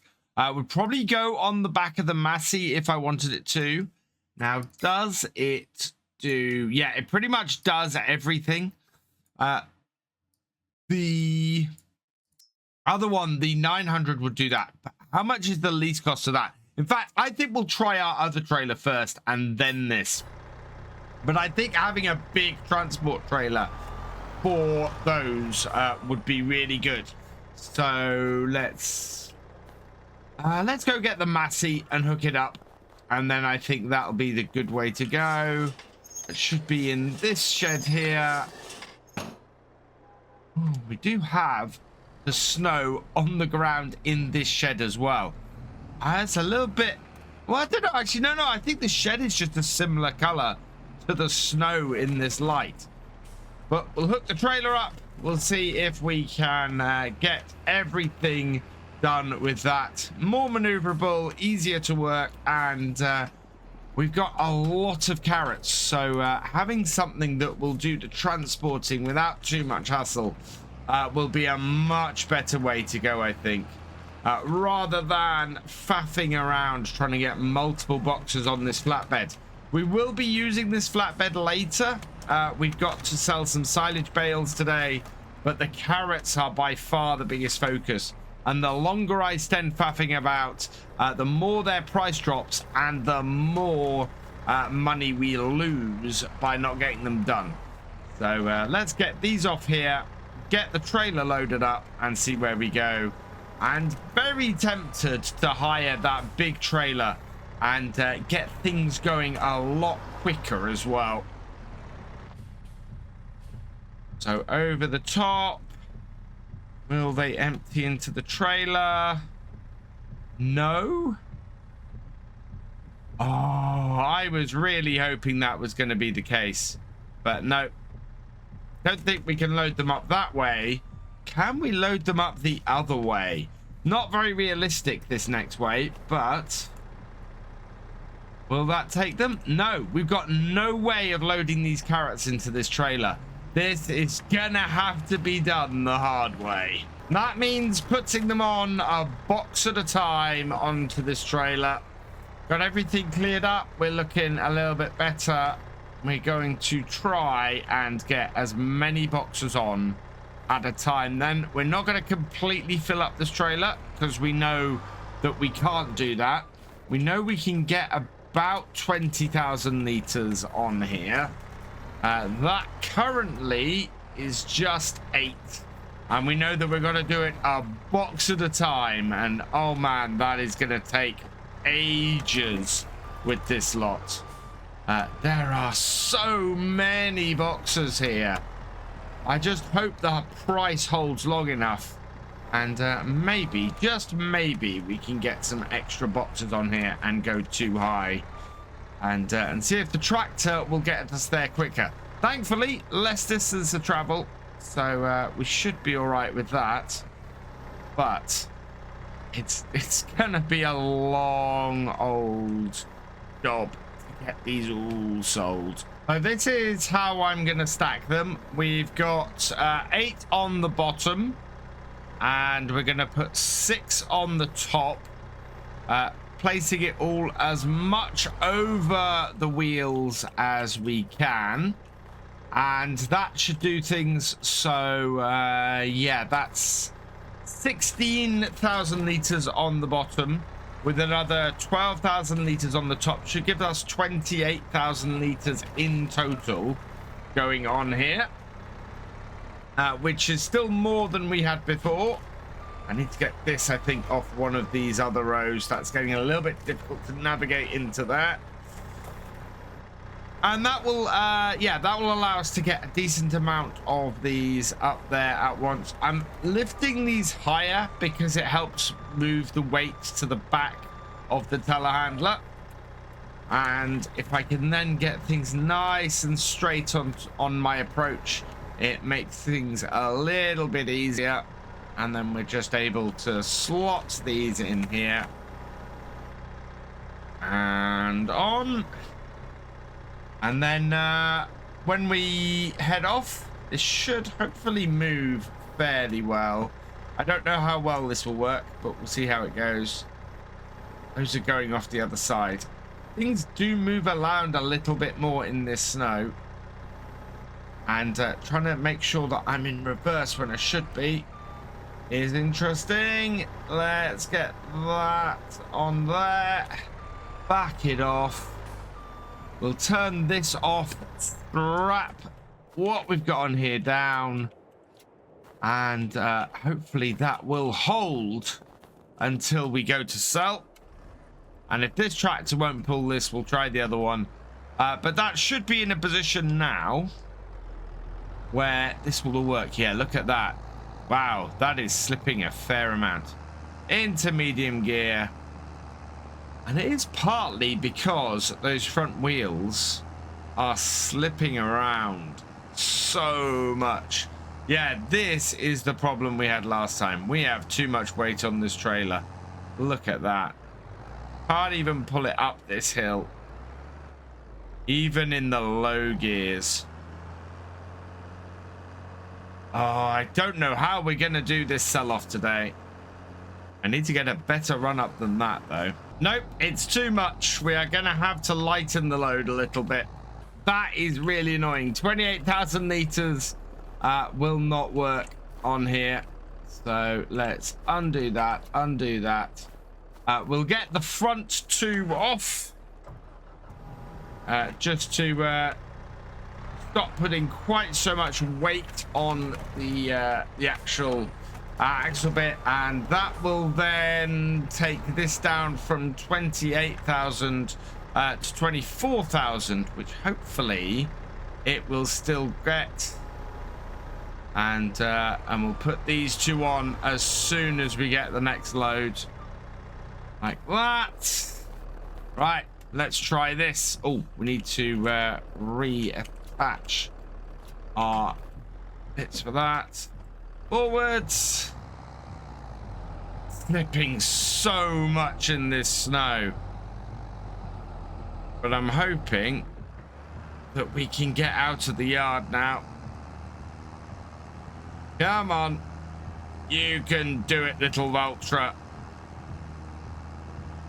It would snow like this on the day when we need to get all this sold. Because right now, this is just making things take so much longer and is so much harder. I can't believe it's taken us to, well, 20 to 2 in the afternoon to get our second load down here. It is, look at how much this whole thing is slipping on the snow.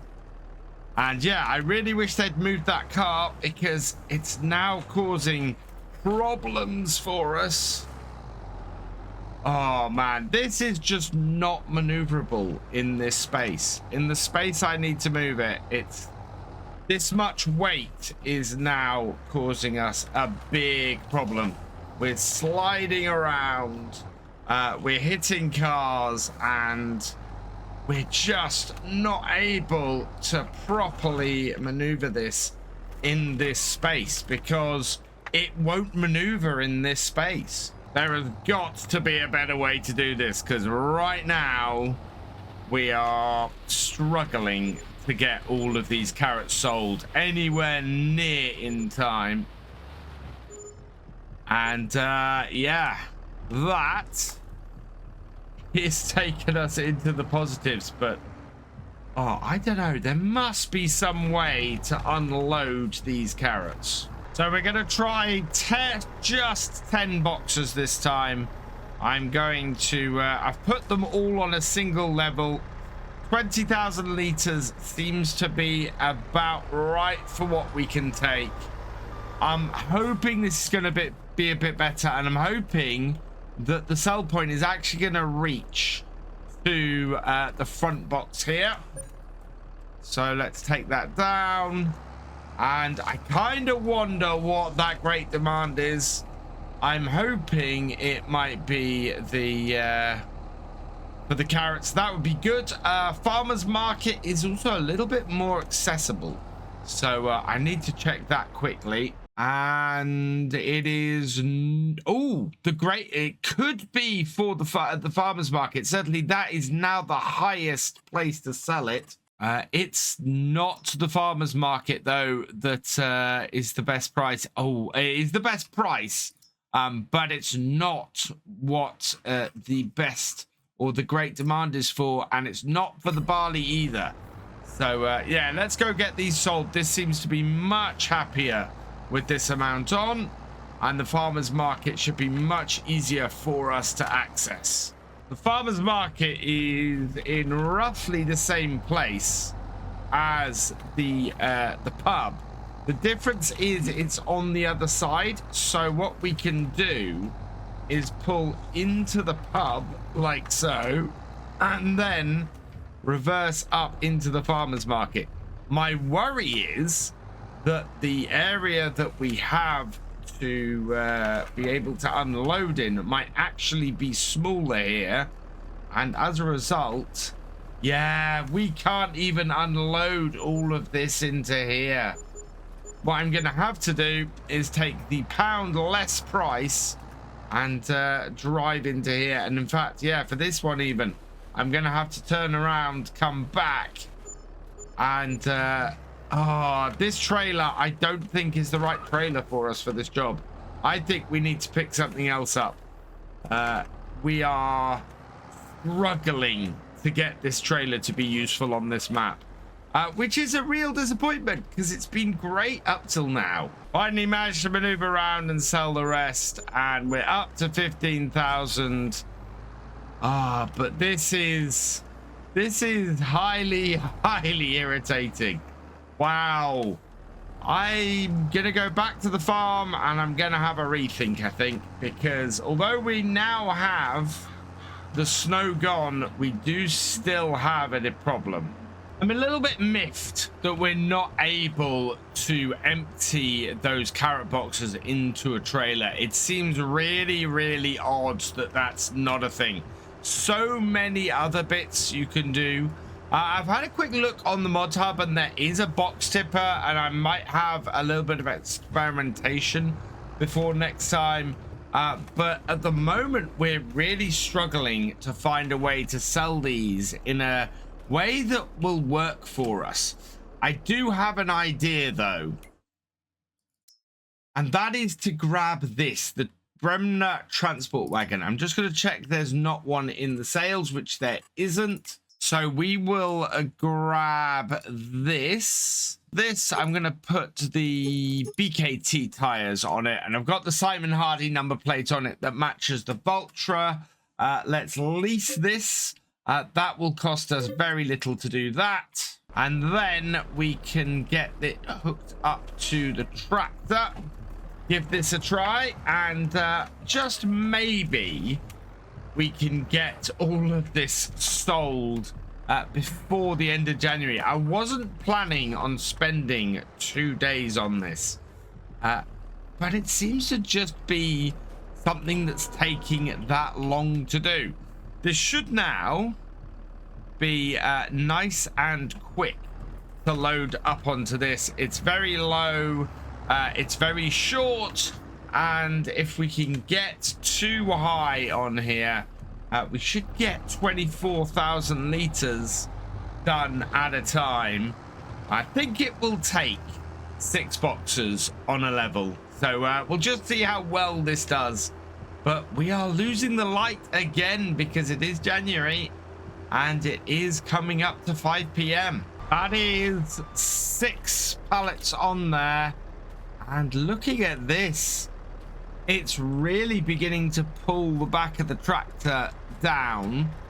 I don't know if we can get the full amount I want to get on here. Maybe we can get 20,000 liters. That would be good.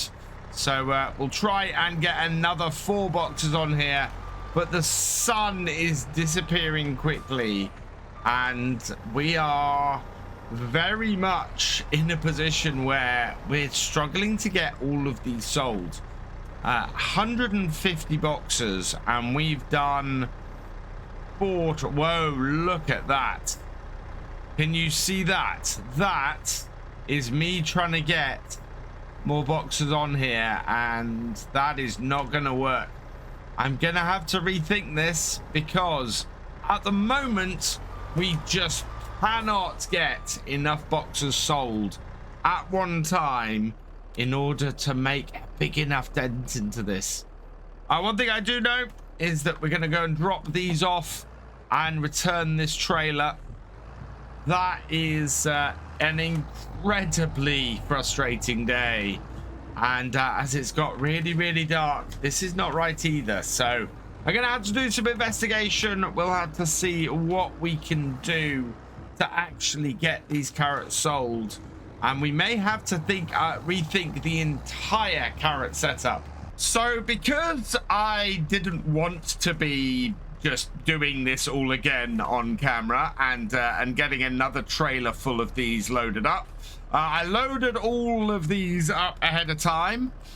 We have a trailer that we know we can get all of these pretty much into the sell point. It's going to be a bit of a pain, but I really want to get them cleared, and that front one seems to have shifted a little bit, so hopefully that will still get into the sell point.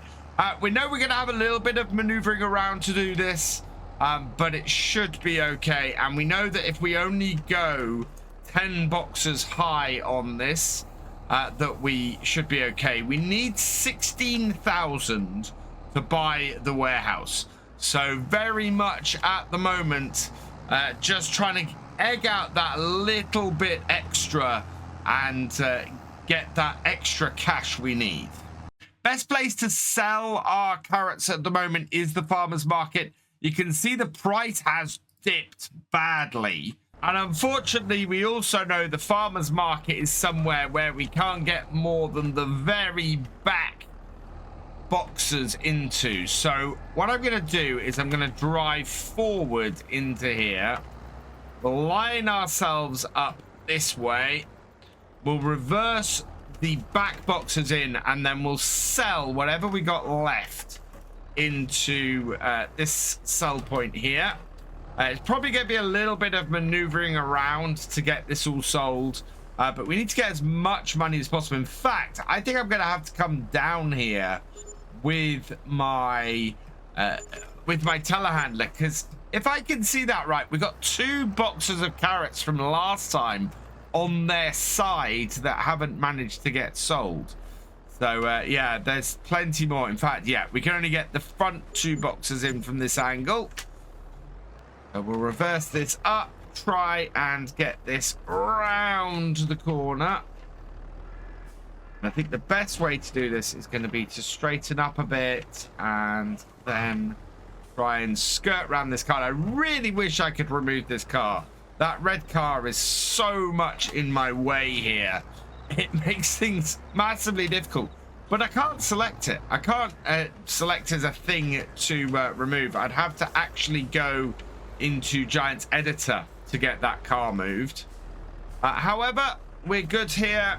We've managed to maneuver things around and get these in. Yeah, this trailer, way too big for us to use as a sell point for these boxes. We do need to find an alternative. We are up to 21,268. I also noticed we don't seem to be getting an environmental score for selling these carrots either. So yeah, we're missing our environmental bonus as well. So now that we've finished with getting those boxes and have got enough money, we'll park this trailer up here and disconnect it. And I want to thank Leotree01 for the idea of using this warehouse. Yeah, basically said load the carrots into a silo and then unload the silo into the trailer. Absolutely fantastic idea. And I think the place where I'm going to put it is on the end of the building here. I think it's going to be slightly in the way for my original plan for the yard. And we might cross that bridge when we come to it. But if I pull this over here and we park our header trailer up along this side, we should be able to then place the silo where I want to. Let that go down the hill a little bit. Yeah, that should do it. And disconnect all of that. We come round the front. And yeah, that's nicely out of the way and isn't in the way of the roadway. Now, I had initially thought about putting it there, but you can see there's a big slope there. Same with where my carrot harvester is at the moment. There might be a good place, but on the end of here, I think is the best place for us.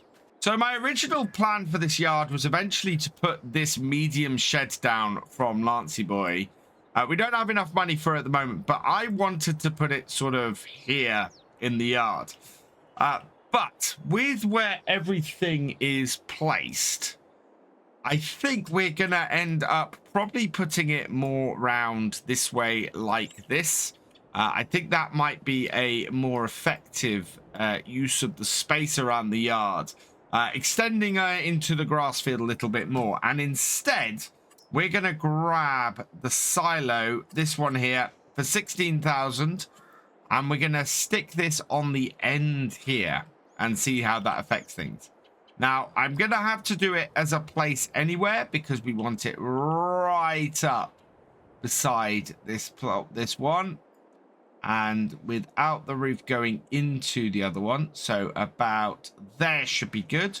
So we'll place anywhere and down like so. Might need to even the ground up a little bit around it, but yeah, that's looking pretty good. And yeah, we've got space to drive through here. We can tip here. I don't quite know what this bit is for, but yes, we're good. I think we should be okay with the positioning of that. I really quite like the positioning of that, to be honest. Now, there's two things I should probably mention about this warehouse. Firstly, it only holds about 70,000 litres, so won't hold all of our carrots harvested in a year. We will still have to have boxes. We still will need some storage space for them, and they can't all go into here. The other thing is, this has come off the mod hub. I should mention I have altered it. So the original storage facility here, it only takes potatoes and sugar beet. I have included into it carrots, parsnips, and beet, the red beet. That way it will extend and allow us to do all of the crops that we have on here. And so 5 of these is 10,000. So this will take 35 boxes in here. Our trailer won't take 35 boxes, so we're going to fill it up. We'll put as much as we can into here, and then we will fill the trailer. We'll take it to sell, and we'll see if we can make a good amount of money out of it. But this is the best way for us to do it, and it very much is acting for us like a conveyor for us to fill it up. So this was a really good solution. So thank you very much, Loadtree01. You have come up with a fantastic solution to our problem on here. These are the last 2 boxes that should fill this up. In fact, I think it will only take 1 box of this before it hits 70,000 litres. And then we will have the second box just sitting there. But that will then immediately go in. Yeah. Oh. Yeah, that's not all going to go in now, but that's done it. So let's see. Yeah, we got 70,000 litres in here. So what we can do now, in fact, I think the Massey is already hooked up to it. I don't really want to use the Massey for this job, but it is already hooked up and ready to go. So we'll keep that going, and it should be absolutely fine. But now we'll just pull this under the actual fill point here, and then we'll be able to go and sell the carrots. And in fact, it'll probably take us probably 3 or 4 trips to empty this place, but it should be pretty good. So let's refill carrots, and away we go. So this is taking a while to fill up, so while that's doing, what we'll do is we'll continue loading up the carrots boxes, because as that empties, the carrot boxes can load up, and that way we keep it always topped off. And as we're going, that is just going to make the whole process that much more efficient. But I kind of love that. That is going to make a bit of a difference, even if it is taking a while for the whole thing to process through. I don't know if it's unloading it faster than we'll be able to load it, but we'll see how it goes. One thing I should note, of course, is we're getting the money back from the boxes with every run we do here. So, yeah, if you want to know why our money has gone back up, that's why, because we put 38 boxes into here so far. And as a result, we've got 38, now 40 boxes worth back from unloading these. Looks like our conveyor has finished, so we'll leave these unloading here. We'll turn that off. And have we refilled this? No, 61,000. Okay, so we'll be good to start filling this up again when we come back. But 98% this will take of the carrots. Fantastic. Down to the sell point we go, and 26,000 liters at once. So that is the equivalent of 26,000 liters. That's the equivalent of 13 boxes, which is more than we could fit on the flatbed. I think the big lesson I've learned from all this is that I need to think a little bit smaller on this map. We've gone with very medium-sized equipment, and it's actually hit us fairly hard doing that. We want to be running this farm with smaller stuff. I want to make sure I'm in the right place, and I'm absolutely not. You are in the wrong place, my friend. Anyway, let's back this up into here, and we should be all good. Yeah, easily sell into the sell points with a trailer and doing it that way. And this means we get the best of both worlds. We can still use the boxes, which is great for single player carrot harvesting. But at the same time, we can also load it into the trailer and go from there. And look at that. We've got an environmental score payment as well, which we were not getting before. So this is much better. So we'll pull this under the spout and then get loading the carrots up and get reloading more into here and just being really efficient about the whole thing. Our trailer is nearly full again. As long as I can get 7 crates into here in the time it takes the trailer to refill, I'm good. We are at 50,000. No, I'm not keeping up with it. Wow. So, yeah, it's going to be a case of, will this place empty before I run out of boxes? I'm really intrigued by that. It's going to be a real race for the rest of this, but I am very happy about how this is working. This is working absolutely great now. The carrot price has actually dropped even further now, and Northern Grain Services is the best place to sell. We are looking at losing about £10,000 because we weren't able to catch the peak of the carrot price this year. Really annoying that, because that means the price has just dropped like a stone after the peak. Now I have to get the right sell point here, because it's Northern Grain Services 1, and I think both of these places take this. So yeah, let's just double check.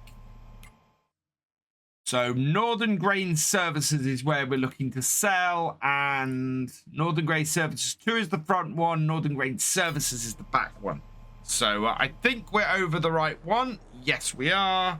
Let's sell that there then and make the best price we can. It's just annoying we're not going to make as much as we could have. Loading up with our third load then. Let's keep this topped up. All filled up again. So we'll just grab another 2 pallets. Get them loading in while we're away. And yeah, we are only getting about 4 sets of pallets in. So that's only 16,000. And we know 26,000 goes into the trailer. So it is going down by about 10,000 liters a time. And that seems to be about right. So, wow. That's not too bad, actually. That is keeping things going quite nicely. I think if I squeeze around the back here, yeah, there's a better way for me to get to these sell points. I've been thinking that for a little while, and yeah, we can spin around there without having to back up or anything, and then easily sell the crop. So that's really good. Very happy with that. And we'll make a nice little bit of bank again. Another 6,000 odd plus 7,000 and 727 in the environmental. Perfect. So back we go. And another go. Another load up for number 4 sell of today. And it's only just gone 3 o'clock. That actually might be quite good. I think there's a good chance we can get this done. We're almost down to just a single row of boxes left here. Don't want to drop that one off the front. It does tend to do that from time to time, because obviously these are not designed to take 2 boxes at once. And wasting time doing this, it means it gives me an hour turnaround for each load. And we have quite a few loads left to do. And our trailer is full again. Now let's see if we can get this into our warehouse and then able to load it up. So that's there. Unload those. Yeah, it doesn't unload if it's not off the ground. But that's got that. We're at 33,000. And we do need to keep it above 26. Because if we don't, we won't get a full trailer off here. Just gone 20 past 5. The sun is setting. I have done 3 more loads. This is my 3rd load. There's not actually, I think, enough in the warehouse at the moment to fill the trailer, but we do crucially have 5 more pallets sitting there at the farm. So we got maybe 1 or 2 more loads to get done here today. All in all, though, we should get all the carrots sold, which is fantastic. I am very, very pleased about that, and we're looking at being somewhere in the region of £75,000 at the end of this, which is really good. There's actually only 14,000 liters in the store at the moment, so it looks like this is gonna be it. We've just got to load the 10,000 liters we've got here, and then that will give us, yeah, a little bit here. And then we've got the last few actually that are down at that sell point down by the pub that need doing. But all of this will fit in here this time. We'll load everything up, and I very much think we're gonna end up with it all going in on this trailer. My final 2 boxes, and I'm gonna try and pick them up together, but that is just not having any of it. I don't know what it is with that front box. Just does not want to seem to want to stay on, but that is the last 2 boxes that we have here. We have got the 2 down at the sell points, so we can go and get rid of those as well. But unload those. So that's 14,000 litres in the warehouse. Oh, we're only going to be able to get 6,000 litres of that in here. So there's about another half a trailer to go. And that's good news. That is going to send us nicely towards 75,000. While our trailer is just finishing off, what I'm going to do is sort this lot out over here. If we can get that to empty out. And yeah, there we go. That's got those. And by the time I get back up to the farm, we should be good. Although that did give me an environmental score. So we won't be using this again tonight. We'll park this up in the shed, out the way. And let's go tip the last, well, the second to last, because I think we still have some carrots off. Oh, wow. We're going to be finished probably around about 11:30 by the looks of this. And we're now tipping into Northern Grain Services 2. That one there. Because the best price has actually come up at this point. And this takes us to... Oh, this is going to give us 75,000. So we might even get near to 80 by the end of this. Just one last load to go. And our final load is just 7,820 litres. So might not quite be 80,000. We'll see how it shakes out. But we're going to get pretty close. Let's tip that. And I think that's fairly good. There we are. Another 1,800. So 79,024. We are just shy of 80 grand. Unfortunately, we've not been able to sell the barley today. And just looking at that, yeah, it's the price is dropping. That is unfortunate. So we're probably going to miss best price for that. Silage is still good. Milk is still good. So maybe we'll be lucky and we'll get that good price on the milk will last till the morning and we can get a little bit more of that. So I'm going to start off today with getting the Massey Ferguson here started on here. I don't know if I can actually mulch the carrot field. I'm hoping I can. We really want to try and improve our yield on here this year. So let's just bring this round. And if we pop out, what I can do is just lower it down.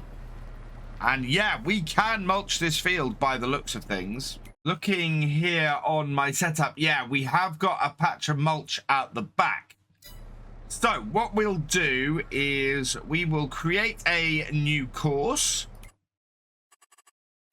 And I want, I think we probably want 5 headlands. I think that might be quite good. Headland corners, I would like them to be sharp.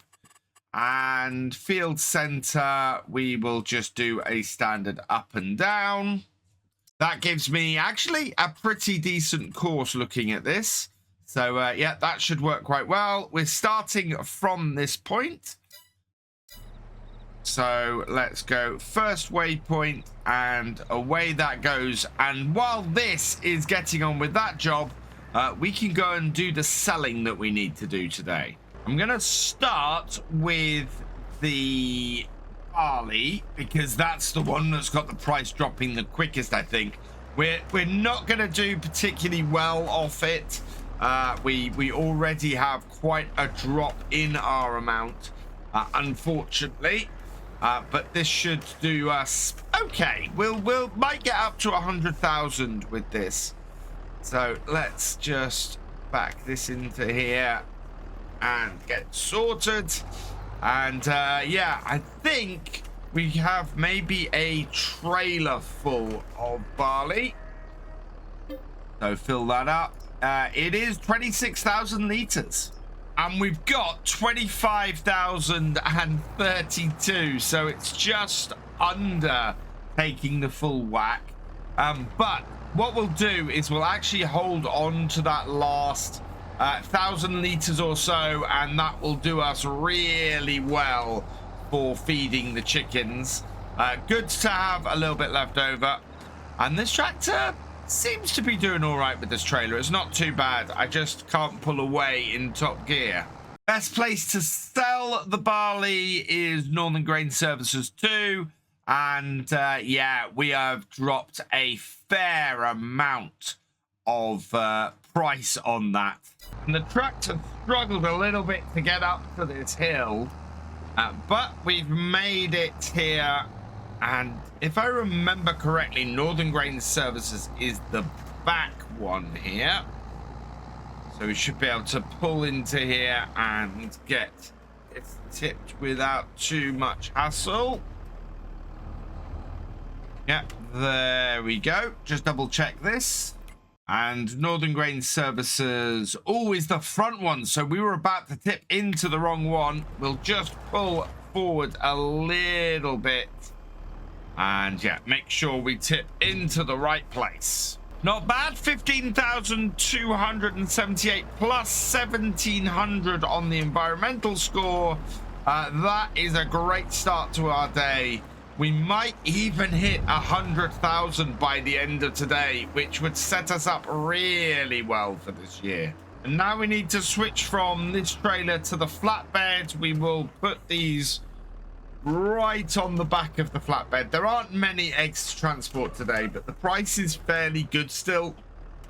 So I want to get them sold, get some extra cash in, and just sort of keep the money coming into the farm. Especially while the mulch is being used on field 8, we're unable to use it on field 5. So as a result, we've got a spare tractor kicking around with this, and this does mean that we have that extra little bit of time to be able to load bits and pieces up and make a little bit of extra cash, which this is the first time actually we've been in a really good place, and the carrots are responsible for it this year. I'm so pleased with how those have gone. And it looks like our Massey is making it around the field fairly well. I know it's got blocked a couple of times and I've had to rescue it, but it's not doing too badly at the moment. We do only have 2 pallets of eggs in here. But as I said, they'll still sell for a nice little bit of money. This is probably one of the more difficult chicken setups to do. They are not easy to access. The eggs are not the easiest things in the world either. And of course, we have to drive onto this field to get the eggs out, which is part of the reason why I want to do the eggs today, because we want to avoid driving onto the field. I might leave a little bit of headland space with the carrots this year, based on based on what we were doing last year. They are not the easiest things to do the headlands with. There we go. That's let's just put those on a little bit. First set of eggs.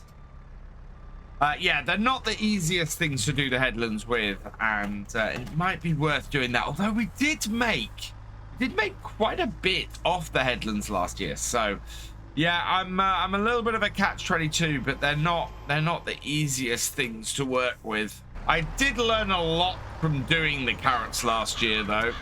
We had quite a good amount of. We've managed to get our whole carrot processing system working really well now, and we can keep going with the setup with the crates.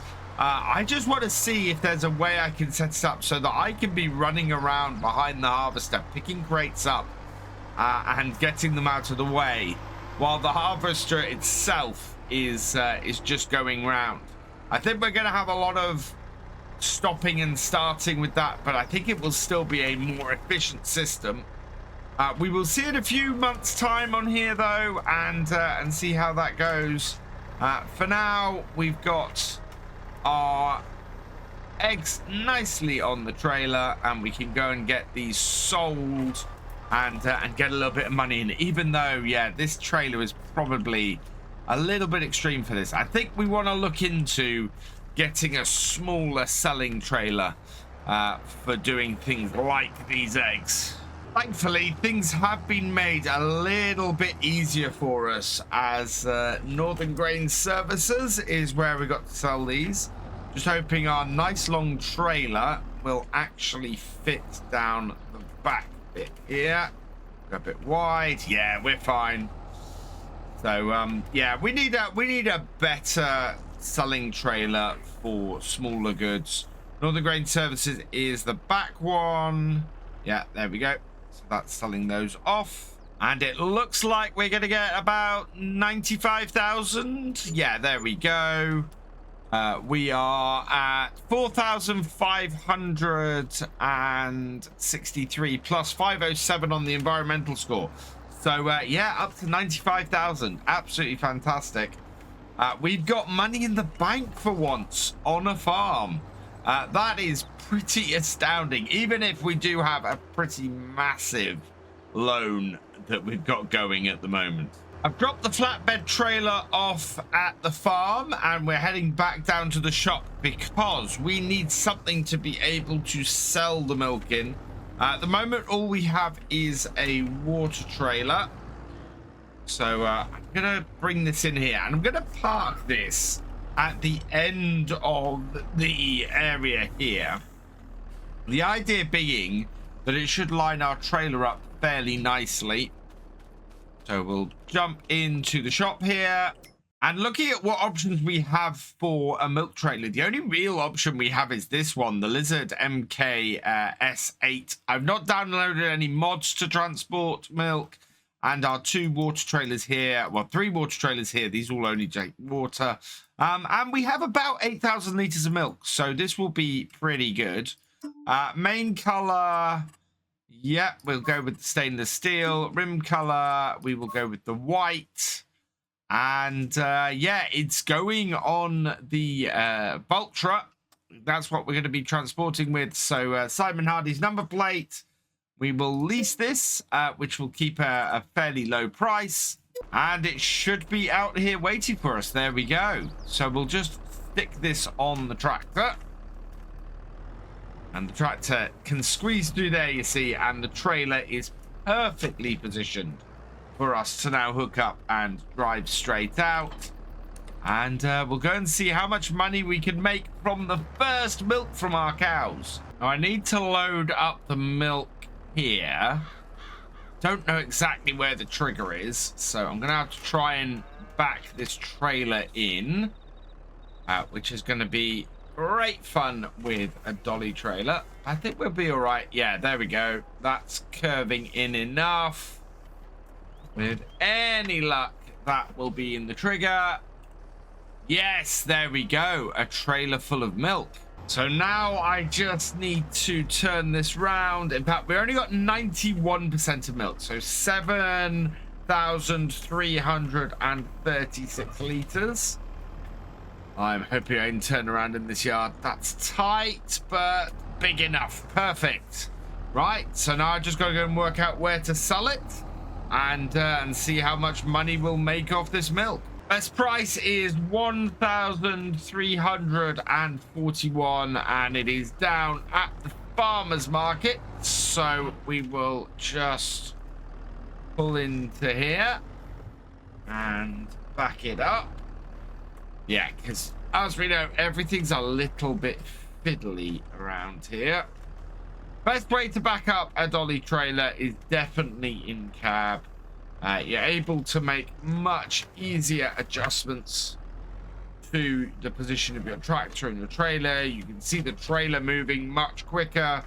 And yeah, look at that. Straight back and into the sell point.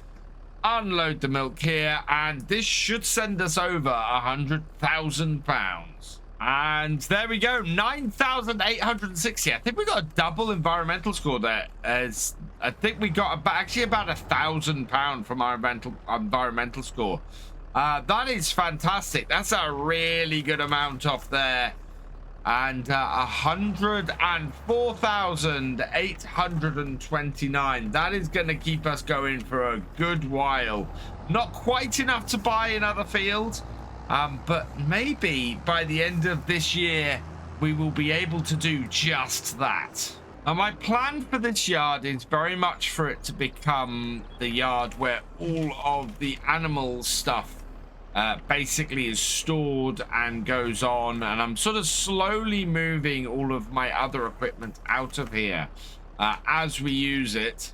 We're going to try and get this trailer into this shed over here, so carefully backing it round, and you can see how I'm having much more difficulty doing it from this angle than I do doing it from this angle, where I can now adjust things much quicker and much smoother. And so reverse it in. I'm a little bit worried about how far out the trailer hitch is actually going to stick. So we don't really want to block access to that road, even though the road behind isn't the most useful. Oh, actually, wow, that's gone in there at quite the angle. It is in there, though. Right, I need to pull this out and straighten things up. There we go. I think that's better.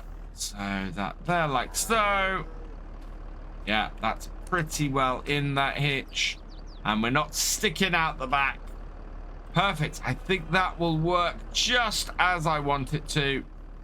And now we can move on to the next thing, which unfortunately I don't think the Massey has finished, and that means that we might have to do a little bit of a swap over. So my original hope was that the Massey would be finished doing this job by now, and we could put this piece of kit on the front of the Vulture and get onto the other field. But that doesn't seem to be the case, so we'll stop the Massey here. We'll reverse it up. I'm going to copy this course, lower down the mulcher, and then disconnect all of this. We need to... I need to fold this up first. There we are.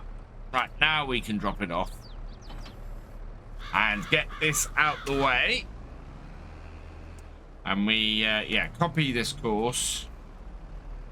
And we should be able to then paste this course on here, like so. We'll bring that up. We'll hook this up onto the Vulture, and we can get the Vulture going with this, doing this job. And we can go and grab the plow then for our Massey Ferguson and set that up doing this. So nearest waypoint, away you go, and we can see from this that it's picked up right where the Massey left off. And finally now we can move the plow from where I left it in front of my house for the last year. This will do the job very nicely. Let's lift that up, fold it up so that we can actually get it through the gateways. And yeah, we only need to do the ploughing on this field, on our carrot field, because it requires ploughing after, and then we direct seed over the top, which means that we negate the ploughing, what the ploughing does. We're going to set this up so that we have probably about 10 rows of plough on here. So I want a good 10 headlands. We've got a single tool. We got 3.3 meters. And we did have to, I think we had to set this up carefully last time. And actually, you know what? No, we're going to do this ourselves, because this is a little bit of a funny piece of kit, this. And we can always get the Vulture doing the other job that we're going to need to do in the next few days on the other field with horseplay, and that will work just as well. So back this up. There we go. We want to go right into the corner with this.